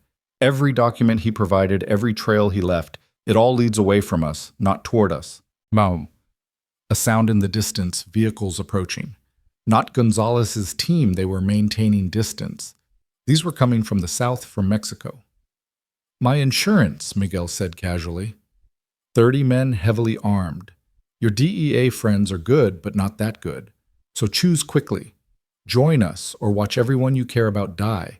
Starting with Sarah Ashford. Yes, we know exactly where she is. Those rangers protecting her won't stop my men. Then Captain Harrison, then Gonzalez, then every person you've ever worked with. You're monsters. We're survivors, and we're offering you the chance to survive too. Miguel pulled out another phone, this one showing a live video feed. Sarah in her hospital bed, unaware of the camera watching her. "One word from me and she dies. Your choice." Ethan thought about everything that had led to this moment. The chest in the cactus, the chase through the desert, Foster's betrayal, his father's supposed death. All of it orchestrated, planned, designed to bring him here to this choice. "I need proof my father's alive," he said, buying time. Miguel made a call, spoke briefly in Spanish, then handed Ethan the phone. His father's voice came through clear and undeniably alive. "Son, I know this is hard to accept, but everything I did was to protect you, to prepare you for this moment. The Ghost Caravan isn't just about drugs or money, it's about power control, shaping the world from the shadows. Join us and help us build something better. Better, you've destroyed thousands of lives. To save millions more. The drugs would flow regardless. We just control how, where, to whom. We minimize violence, prevent wars between cartels, maintain stability. Without us, the border would be a war zone. It already is a war zone. No, it's a controlled burn. Without us, it would be an inferno. His father's voice was patient, like when he'd taught Ethan to shoot years ago. I know you found the 17th cache, the list of names. You burned it rather than expose innocent people. That showed wisdom, restraint, qualities we need. You were watching. We're always watching. Phoenix isn't a person, Ethan. It's a position. The coordinator, the one who manages the resurrection when one iteration of the cartel falls. Foster thought she was Phoenix, but she was just another puppet. The real Phoenix is chosen by the founders. We're offering that position to you. Ethan looked at Miguel, who was watching him with predatory patience. Around them, the desert stretched endlessly, keeping its secrets as it always had. In the distance, he could see dust clouds from approaching vehicles, Miguel's insurance getting closer. If I refuse, then you die here and someone else becomes Phoenix. The Ghost Caravan continues regardless.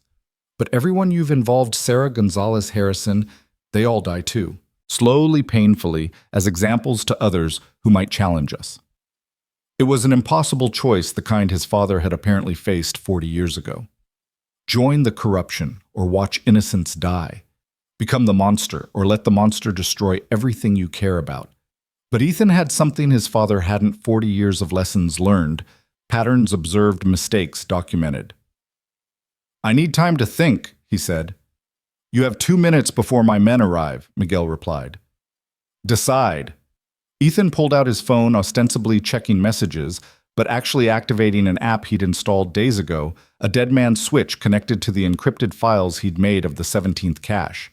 If he didn't input a code every 12 hours, the files would automatically upload to every major news outlet and law enforcement agency in the country.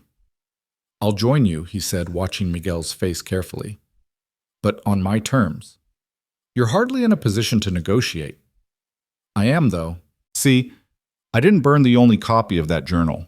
I have digital copies encrypted ready to release if anything happens to me or anyone I care about. Your sleeper agents, all of them exposed instantly. Miguel's expression darkened. You're bluffing. Ethan showed him the app, the countdown timer. 11 hours and 43 minutes until automatic release. Only I know the code to stop it. Kill me, it releases. Torture me, I give you the wrong code, it releases. Touch anyone I care about, I let it release. You destroy innocent lives. To stop you. Yes, that's the difference between me and my father. I'm willing to be the villain if it means ending this. The vehicles were visible now, pickup trucks loaded with armed men. But Gonzalez's team was moving too, having detected the threat. This was about to become a battlefield. Miguel grabbed Ethan's arm. You're making a mistake. We're not the enemy. We're the necessary evil that prevents greater evils. Without us? A shot rang out. Miguel staggered, blood spreading across his shirt. From a ridgeline, a sniper, not one of Gonzalez's team, someone else. Miguel fell gasping, trying to speak. Phoenix! Already! Chosen! He managed before his eyes went vacant. Gunfire erupted from multiple directions. Miguel's men engaged with Gonzalez's team, but there was a third force professionally equipped moving with military precision. They swept through both groups, neutralizing threats with surgical efficiency. A helicopter appeared over the ridge, black and unmarked. It landed 50 yards away and a figure stepped out. Ethan's blood went cold. It was William Cole, his father very much alive, walking toward him with the confidence of a man who'd orchestrated every moment of this encounter. Hello, son. Sorry about the deception, but I needed to know what choice you'd make. He looked down at Miguel's body with something like regret. He served his purpose, but he was getting sloppy, emotional. His son's death affected him more than he admitted. You killed him. I retired him. There's a difference. William gestured to the ongoing firefight. This will be over soon. My men are very efficient. Then we can talk properly about your future. My future. As Phoenix, of course. You passed the test, willing to sacrifice for the greater good but smart enough to protect yourself. You'll rebuild the Ghost Caravan, but better, cleaner, more subtle. The old ways were too crude, too violent. You'll bring legitimacy to the operation. I'll never work for you. You already are. Every move you've made, every choice has been guided by information I provided. The chest in the cactus, I made sure you'd find it. Foster's betrayal, I exposed her to you. Even Sarah Ashford, I arranged for her to contact you, though she doesn't know it. Ethan's world tilted. Everything orchestrated, manipulated, controlled. He was trapped in his father's web, just another puppet dancing to invisible strings. Why? He asked, the word carrying all his confusion and betrayal. Because the Ghost Caravan needs fresh blood, new leadership. But it has to be someone I trust, someone with the skills and morality to run it properly. You're my son. Who else could I trust with this empire? The gunfire was dying down. William's men had won efficiently, eliminating both Miguel's forces and capturing Gonzalez's team. Ethan could see Gonzalez herself, hands zip-tied, being loaded into a vehicle. Let them go, Ethan demanded. Of course, once you formally accept your position, refuse and they become examples of what happens to those who oppose us. William pulled out a satellite phone. One call and Sarah Ashford gets the medical attention she needs, or she has an unfortunate complication from her surgery. Your choice. You're my father. How can you do this? Because I'm your father. Everything I've built, everything I've sacrificed has been for you, to give you power, purpose, a legacy worth inheriting. William's eyes were fervent, almost mad. The Ghost Caravan isn't just a criminal organization, it's a shadow government maintaining balance, preventing chaos, and you're going to lead it into the future. Ethan looked around at the carnage, at Gonzalez struggling against her restraints at the desert that had witnessed so much blood and betrayal. His father had given him an impossible choice, but maybe there was still a way out. I need to see the full operation, he said carefully. If I'm going to run this, I need to understand everything, every connection, every asset, every secret. William smiled, apparently pleased. That's my boy, thinking strategically already. He gestured to the helicopter. Come, I'll show you everything. The real Ghost Caravan, not the crude operation Foster and Miguel understood. The true power behind the border. As they walked toward the helicopter, Ethan's mind raced. His phone was still recording, had been since the meeting began. If he could get his father to reveal enough, maybe he could still bring this down from the inside. It was a desperate plan, probably suicidal, but it was all he had. Behind them, DEA agents were being loaded into vehicles, their radios and weapons confiscated. Gonzalez caught his eye, and he tried to convey reassurance, though he had no idea if he could deliver on it. The helicopter lifted off, carrying them north deeper into Texas. Below, the desert kept its silence, but Ethan knew this wasn't over. The Ghost Caravan was revealing itself, drawing him into its heart. Whether he emerged as its leader or its destroyer remained to be seen. William was talking, explaining the network's extent. Judges in every border state, politicians at federal and state levels, law enforcement at every agency. The corruption wasn't random or opportunistic. It was systematic, designed, managed like a corporation. We're not criminals, William insisted. We're a necessary shadow doing what legitimate government can't or won't. We control the flow of drugs to minimize harm, eliminate unstable cartels that would cause chaos, maintain order where law fails. Through murder and corruption, through pragmatism. Would you rather have 100 small cartels fighting for territory, killing innocents in the crossfire, or one organization professionally run minimizing violence? William leaned forward. I know it's hard to accept, but sometimes the greatest good requires terrible choices. The helicopter was descending toward a compound. Ethan didn't recognize buildings that looked abandoned from above, but showed signs of recent activity. As they landed, armed men emerged, all wearing tactical gear without insignia. Professional mercenaries, Ethan realized, not cartel thugs. Welcome to Phoenix Base, William said. Your inheritance, should you choose to accept it. Inside the main building was a command center that rivaled any law enforcement facility Ethan had seen. Screens showing satellite feeds, communication equipment, files on hundreds of officials. The Ghost Caravan wasn't just a criminal organization, it was an intelligence operation. This is how we've survived 40 years, William explained. Not through violence, but through information. We know everything about everyone who matters along the border. Their secrets, their weaknesses, their desires. Control the information, control the game. And if someone refuses to play, then they're replaced. politically professionally, or... William shrugged. But that's rarely necessary. Most people are surprisingly willing to compromise when properly motivated. Ethan noticed something on one of the screens, a feed showing Sarah's hospital room. Another showed Harrison at Ranger headquarters. Another showed Gonzalez being held in what looked like a warehouse. His father was showing him the sword hanging over everyone he cared about. "I know what you're thinking," William said. "That you'll play along, gather evidence, bring us down from the inside. Your phone's been recording since we met. Yes, I know. But who will you send it to? Half the people who'd receive it are on our payroll. The other half won't believe it, or won't care, or will be eliminated before they can act." He was right, Ethan realized with growing despair.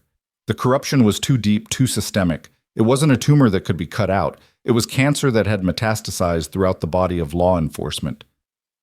"So what now?" Ethan asked. "Now you choose. Truly choose not the performance you gave Miguel. Join us, lead us into the future, use our resources to minimize harm and maintain stability. Or refuse and watch everything you've built be destroyed, everyone you care about suffer for your principled stand." Before Ethan could respond, alarms began blaring. The screens flickered, showing multiple breaches of the compound's perimeter. Military vehicles, helicopters, dozens of agents in tactical gear. "That's impossible," William breathed. "No one knows about this place." But Ethan knew better. The app on his phone, the dead man's switch, he'd set it for 12 hours, but that was a lie. The real timer was 1 hour, and it had expired while they were in flight. The encrypted files had been released, including his current GPS location, transmitted continuously. "You betrayed us," William said, rage and disappointment warring in his voice. "No, Dad! I saved you from yourself, from this madness." Ethan could hear helicopters landing, boots on the ground. "It's over. The Ghost Caravan dies today." William pulled a gun, aimed it at his son. His hand shook, 40 years of choices weighing on him. "I gave you everything. Power, purpose, a legacy. You gave me lies and blood and corruption. That's not a legacy, it's a curse." The door burst open. Federal agents poured in, weapons drawn, shouting commands. William's gun swung toward them, and Ethan moved without thinking, tackling his father as gunfire erupted. He felt the bullet meant for William tear through his own shoulder, spinning him to the ground. When the smoke cleared, William Cole was in custody. The Phoenix base was secured, and Ethan was bleeding on the floor, watching his father being dragged away in chains.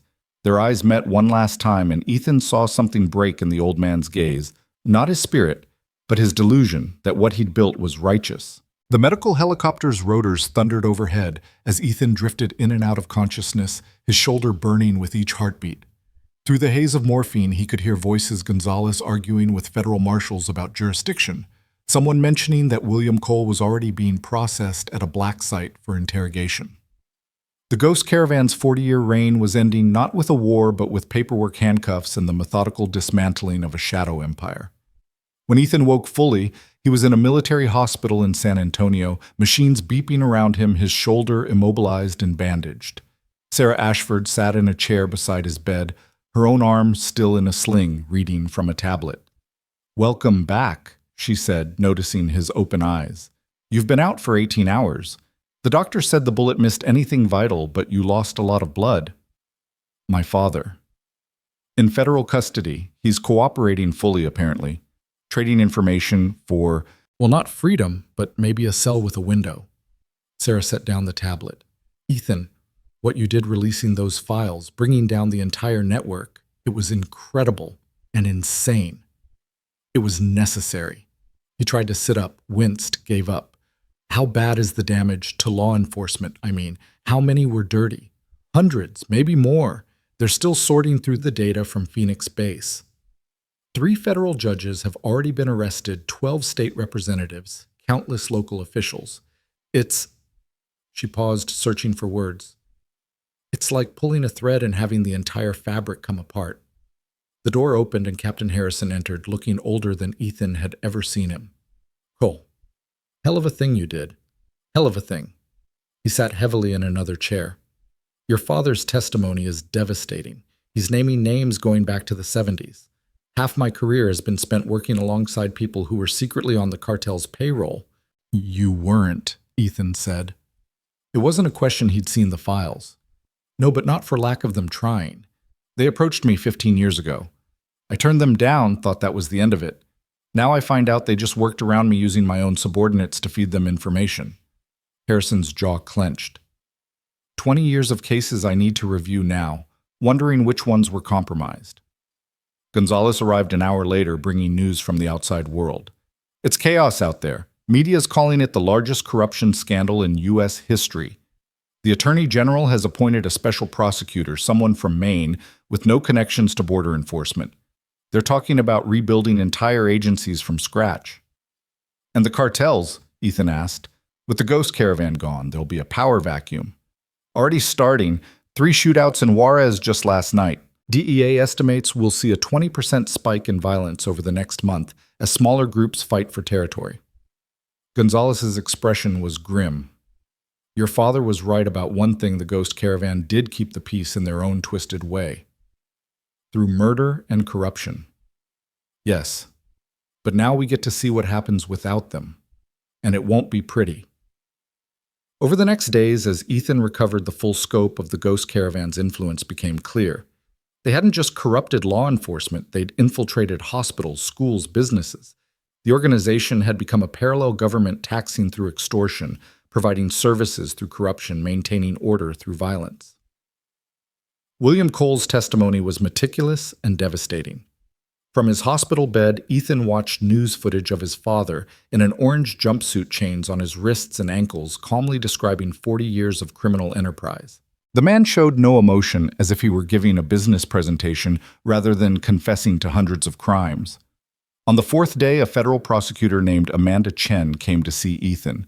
She was young, sharp, with an intensity that suggested she'd been working without sleep since the Phoenix base raid. Mr. Cole, I need to ask you some difficult questions about your father's operation. I've already given my statement. Yes, but there are discrepancies.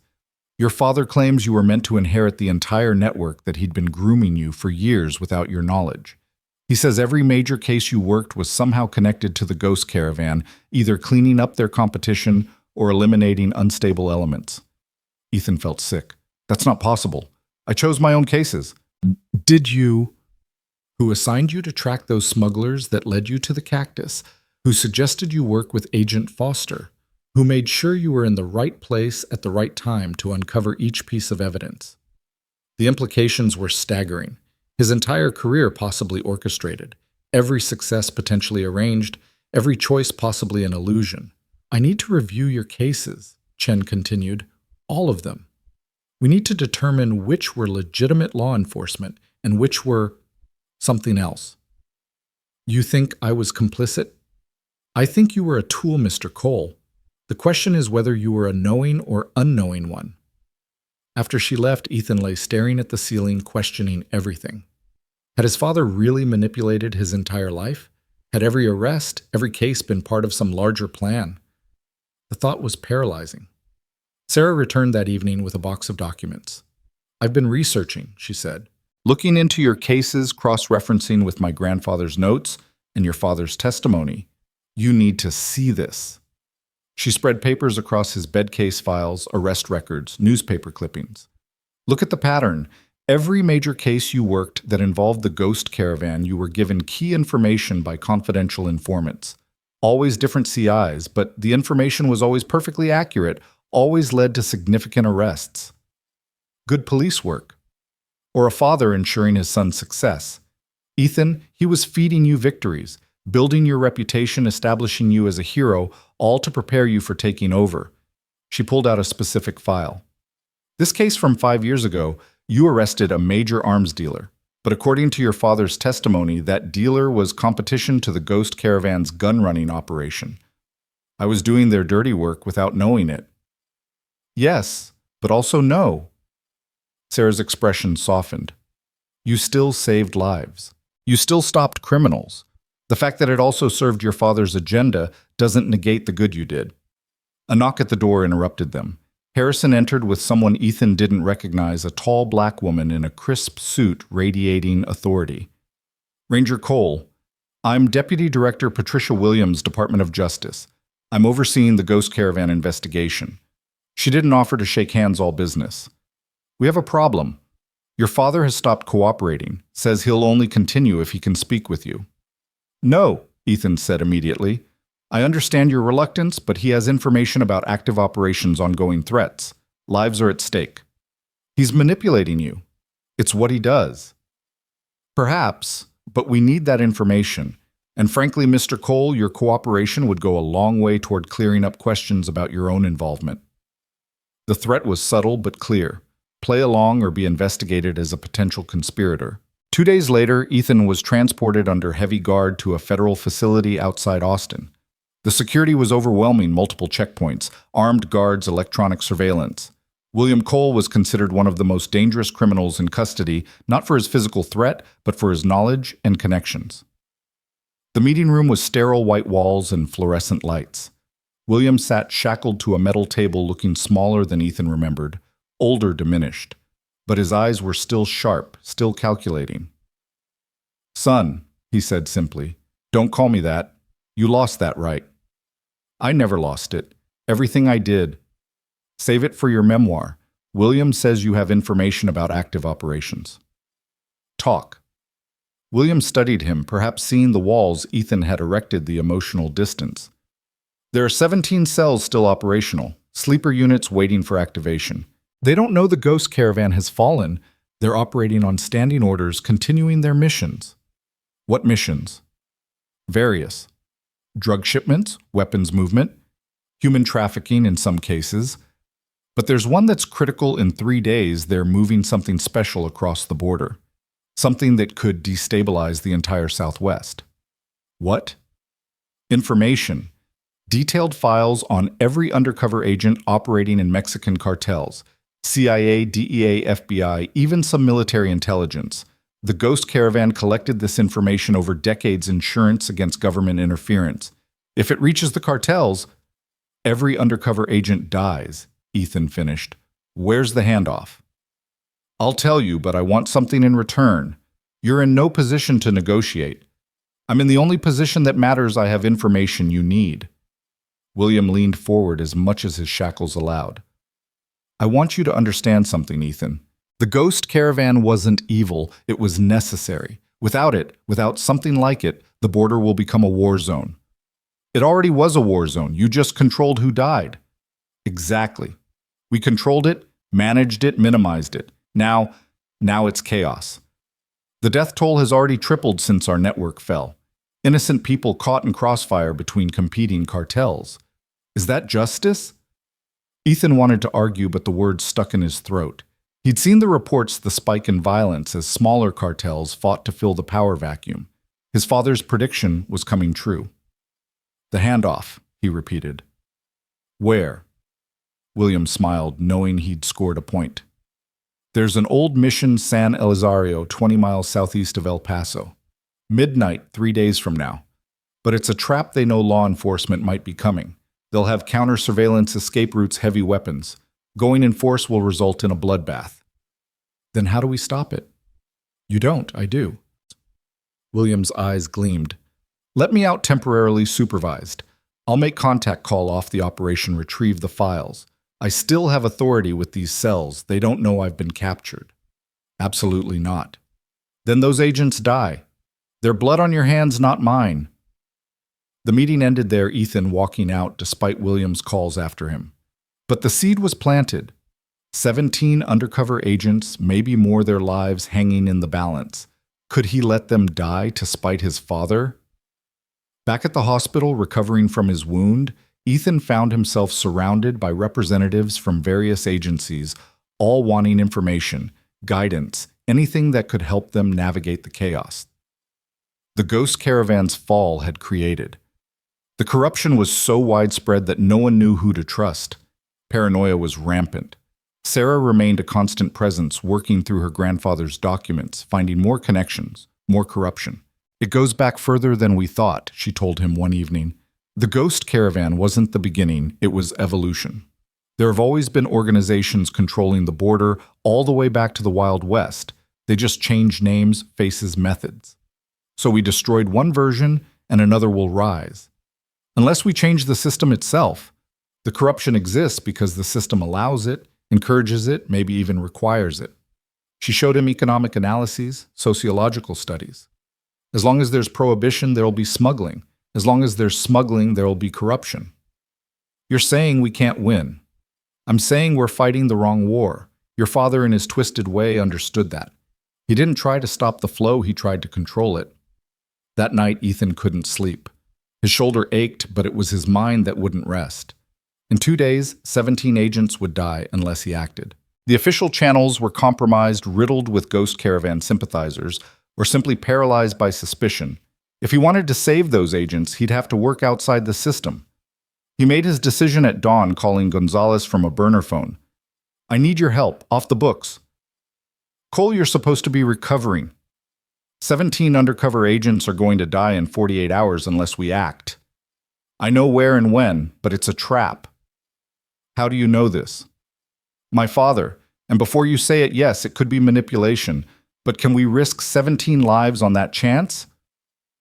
Gonzalez was quiet for a moment. What do you need? A small team completely trustworthy.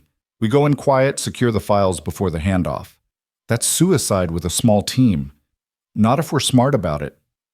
They met at a closed rest stop, Gonzalez bringing 3 DEA agents she'd trust with her life. Ethan laid out the plan: infiltrate San Elizario mission early before the Ghost Caravan cells arrived, secure defensive positions, and wait. What about backup? One of the agents asked. There is no backup. We can't trust anyone else. It was a desperate plan, probably futile, but better than letting those agents die. They moved out the next night using night vision and suppressors, approaching the mission from the desert side. The old building was already occupied, Ghost Caravan operatives preparing for the handoff. Ethan counted at least 15 through his scope. Too many, Gonzalez whispered. We need to abort. But then Ethan saw something that changed everything. Among the operatives was a face he recognized: Jim Morrison, the young Border Patrol agent supposedly killed and dumped outside El Paso. Very much alive, giving orders clearly, in charge. Son of a bitch, Ethan breathed. Morrison hadn't been killed. He'd been Ghost Caravan all along. His death faked to prevent suspicion when other agents were arrested. This changed the tactical situation. Morrison knew Ethan might expect him to come, but he also might be convinced to surrender if confronted with the reality of the Ghost Caravan's collapse. Ethan made a command decision. I'm going in alone. To talk. That's insane, Gonzalez protested. Maybe. But Morrison was a good agent once, or at least pretended to be. Maybe there's something left of that person. Before anyone could stop him, Ethan stood and walked toward the mission hands, visible but near his weapon. Shouts erupted, weapons trained on him, but he kept walking. Jim, he called out. Jim Morrison, I know you're alive. We need to talk. Morrison emerged from the mission, assault rifle in hand, looking exactly as he had before his supposed death, except for a beard and harder eyes. Ranger Cole. Should have known you'd figure it out. Morrison gestured for his men to hold fire. How's the shoulder? Healing. How's being dead, liberating. No more pretending to be something I'm not. Morrison moved closer, weapon still ready. You know what's happening here. Transfer of undercover agent files. 17 good people dead if it goes through. Good people? Morrison laughed bitterly. Those good people have been lying to everyone around them for years. They're no different from us, pretending, deceiving, betraying trust. At least we're honest about what we are. You're killers and drug dealers. We're survivors in a broken system. Your father understood that. Thought you did too. My father was wrong. So are you. Morrison studied him. You're here to stop the handoff. How many men you got? 5, 6. I've got 15 plus more coming. You can't win. I don't need to win. I just need those files. And if I refuse, Ethan played his last card. Then I tell the cartel representatives coming to get them that you're federal agents running a sting. They'll kill you all before sorting out the truth. Morrison's face went pale. You wouldn't. That would start a war. The war's already started. Question is, how many people die in it? They stood facing each other, two men who'd once worked side by side, now on opposite sides of a divide that couldn't be bridged. Around them, weapons remained trained fingers on triggers, violence a heartbeat away. "There's another way," Morrison said finally. "The files are fake." "What?" "Not fake, but incomplete. Your father paranoid bastard that he was never kept all the information in one place. These files have names but no locations, no covers. Useless without the key which he kept separately." "Where's the key?" "No idea. He never told anyone, not even the other founders." Morrison lowered his weapon slightly. "This whole operation is Theater Ethan. We're selling incomplete information for millions, planning to disappear before they realize it's useless. Unless they torture the rest out of you. We'll be long gone. New identities, new countries. The Ghost Caravan is dead, we're just scavenging the corpse." Ethan processed this. If Morrison was telling the truth, the immediate threat to the undercover agents was less severe. But the cartel would still act on partial information, still kill anyone they could identify. "Give me the files," Ethan said. "All of them. Walk away, disappear like you planned, but leave the files." "Can't do it. We need the money from this sale to disappear properly. Without it, we're dead anyway. Too many enemies, no resources to hide." "An impossible situation. Let them complete the sale and agents might die. Stop them and these men, corrupted as they were, would certainly die." "Compromise," Ethan proposed. "Sell them fake files, complete fabrications. I'll even help create them, make them believable. You get your money, disappear, and no agents die." Morrison considered this. "And what do you get?" "The real files, incomplete as they are, and you disappear forever. Any of you surface again, I hunt you down personally." "You'd let us go after everything." "I'm tired of death, Jim. Tired of this cycle. You disappear, truly disappear, and it ends here." Morrison looked back at his men, then at Ethan. "One condition. Your word as a Texas Ranger that you won't come after us once we're gone." It went against everything Ethan had been taught, everything he'd believed. But looking at the situation tactically, emotionally, practically, it was the best solution available. "You have my word." The next hours were surreal. Ethan and Morrison worked together, creating believable but fake intelligence files, complete with photographs and backstories for imaginary agents. Gonzalez and her team maintained overwatch, confused but trusting Ethan's judgment. When the cartel representatives arrived, 3 men in expensive suits with a briefcase full of cash. The transaction went smoothly. They left with their fake intelligence, Morrison's men left with their money, and Ethan left with the real but incomplete files. As dawn broke, the mission was empty except for Ethan and Gonzalez. She looked at him with a mixture of respect and concern. "You let them go." "I ended it. No bloodshed, no more deaths. The agents are safe. The Ghost Caravan operatives are gone." He held up the files. "And we have intelligence that might help us identify other corruption. Your father would be proud, or horrified." Hard to say. Ethan thought about that. His father had built an empire on pragmatism, on choosing the lesser evil. In his own way, Ethan had just done the same.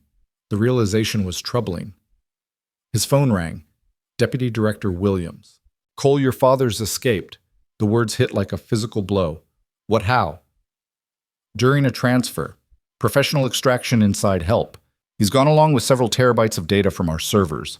We have no idea where he is." Ethan closed his eyes. Of course. William Cole, the ghost, who wouldn't stay dead, the shadow that would always loom. The man had probably planned his escape from the moment of capture, maybe even before. "There's more," Williams continued. "He left a message for you. A single line, 'The game continues, son. Your move.'" Standing in the empty mission surrounded by the ghosts of choices made and unmade, Ethan realized the truth.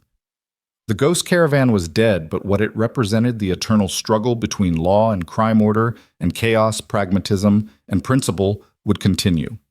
His father was out there probably rebuilding recruiting planning. The cycle Morrison had escaped would begin again with new players, new names, but the same old corruptions.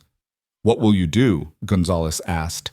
Ethan looked at the incomplete files in his hand, thought about the 17 agents whose lives he'd just saved through compromise rather than confrontation, considered the price of justice versus the cost of peace. "I'm going to finish what I started," he said. "Find my father, stop him, end this properly." That could take years, decades even. Then that's how long it takes. As they drove away from the mission, Ethan thought about the cactus that had started everything. For 40 years, it had grown around its secret, incorporating it, making it part of itself until they were inseparable. Maybe that was the truth of the border crime and law enforcement so intertwined that pulling them apart destroyed both. But maybe, just maybe, something better could grow from the ruins. His phone buzzed. A text from an unknown number, but he recognized the code. Sarah Ashford. Found something in grandfather's files. Your father has a partner, someone called the Architect. Still looking for identity, but they're still active. This isn't over. No, Ethan thought it wasn't over. It might never be truly over, but he'd learned something valuable from his father's mistakes and his own choices. Sometimes the fight wasn't about winning, it was about keeping the darkness at bay, one day at a time, one choice at a time. He looked at Gonzalez. How do you feel about a long-term partnership off the books hunting ghosts? She smiled grimly. Someone needs to keep you from making deals with devils. Or making sure when I do, I get the better end. They drove into the sunrise, knowing that somewhere William Cole was planning his next move, that the Architect was still operating, that the Ghost Caravan's death had only created space for something new to be born. But for now, 17 agents would live. Morrison's men would disappear into new lives, and the border would have one day of relative peace. In this war without end, Ethan was learning you took your victories where you found them. The desert stretched endlessly ahead, keeping its remaining secrets waiting patiently for the next cycle to begin. And Ethan Cole, son of a ghost keeper of dangerous truths, would be ready when it did.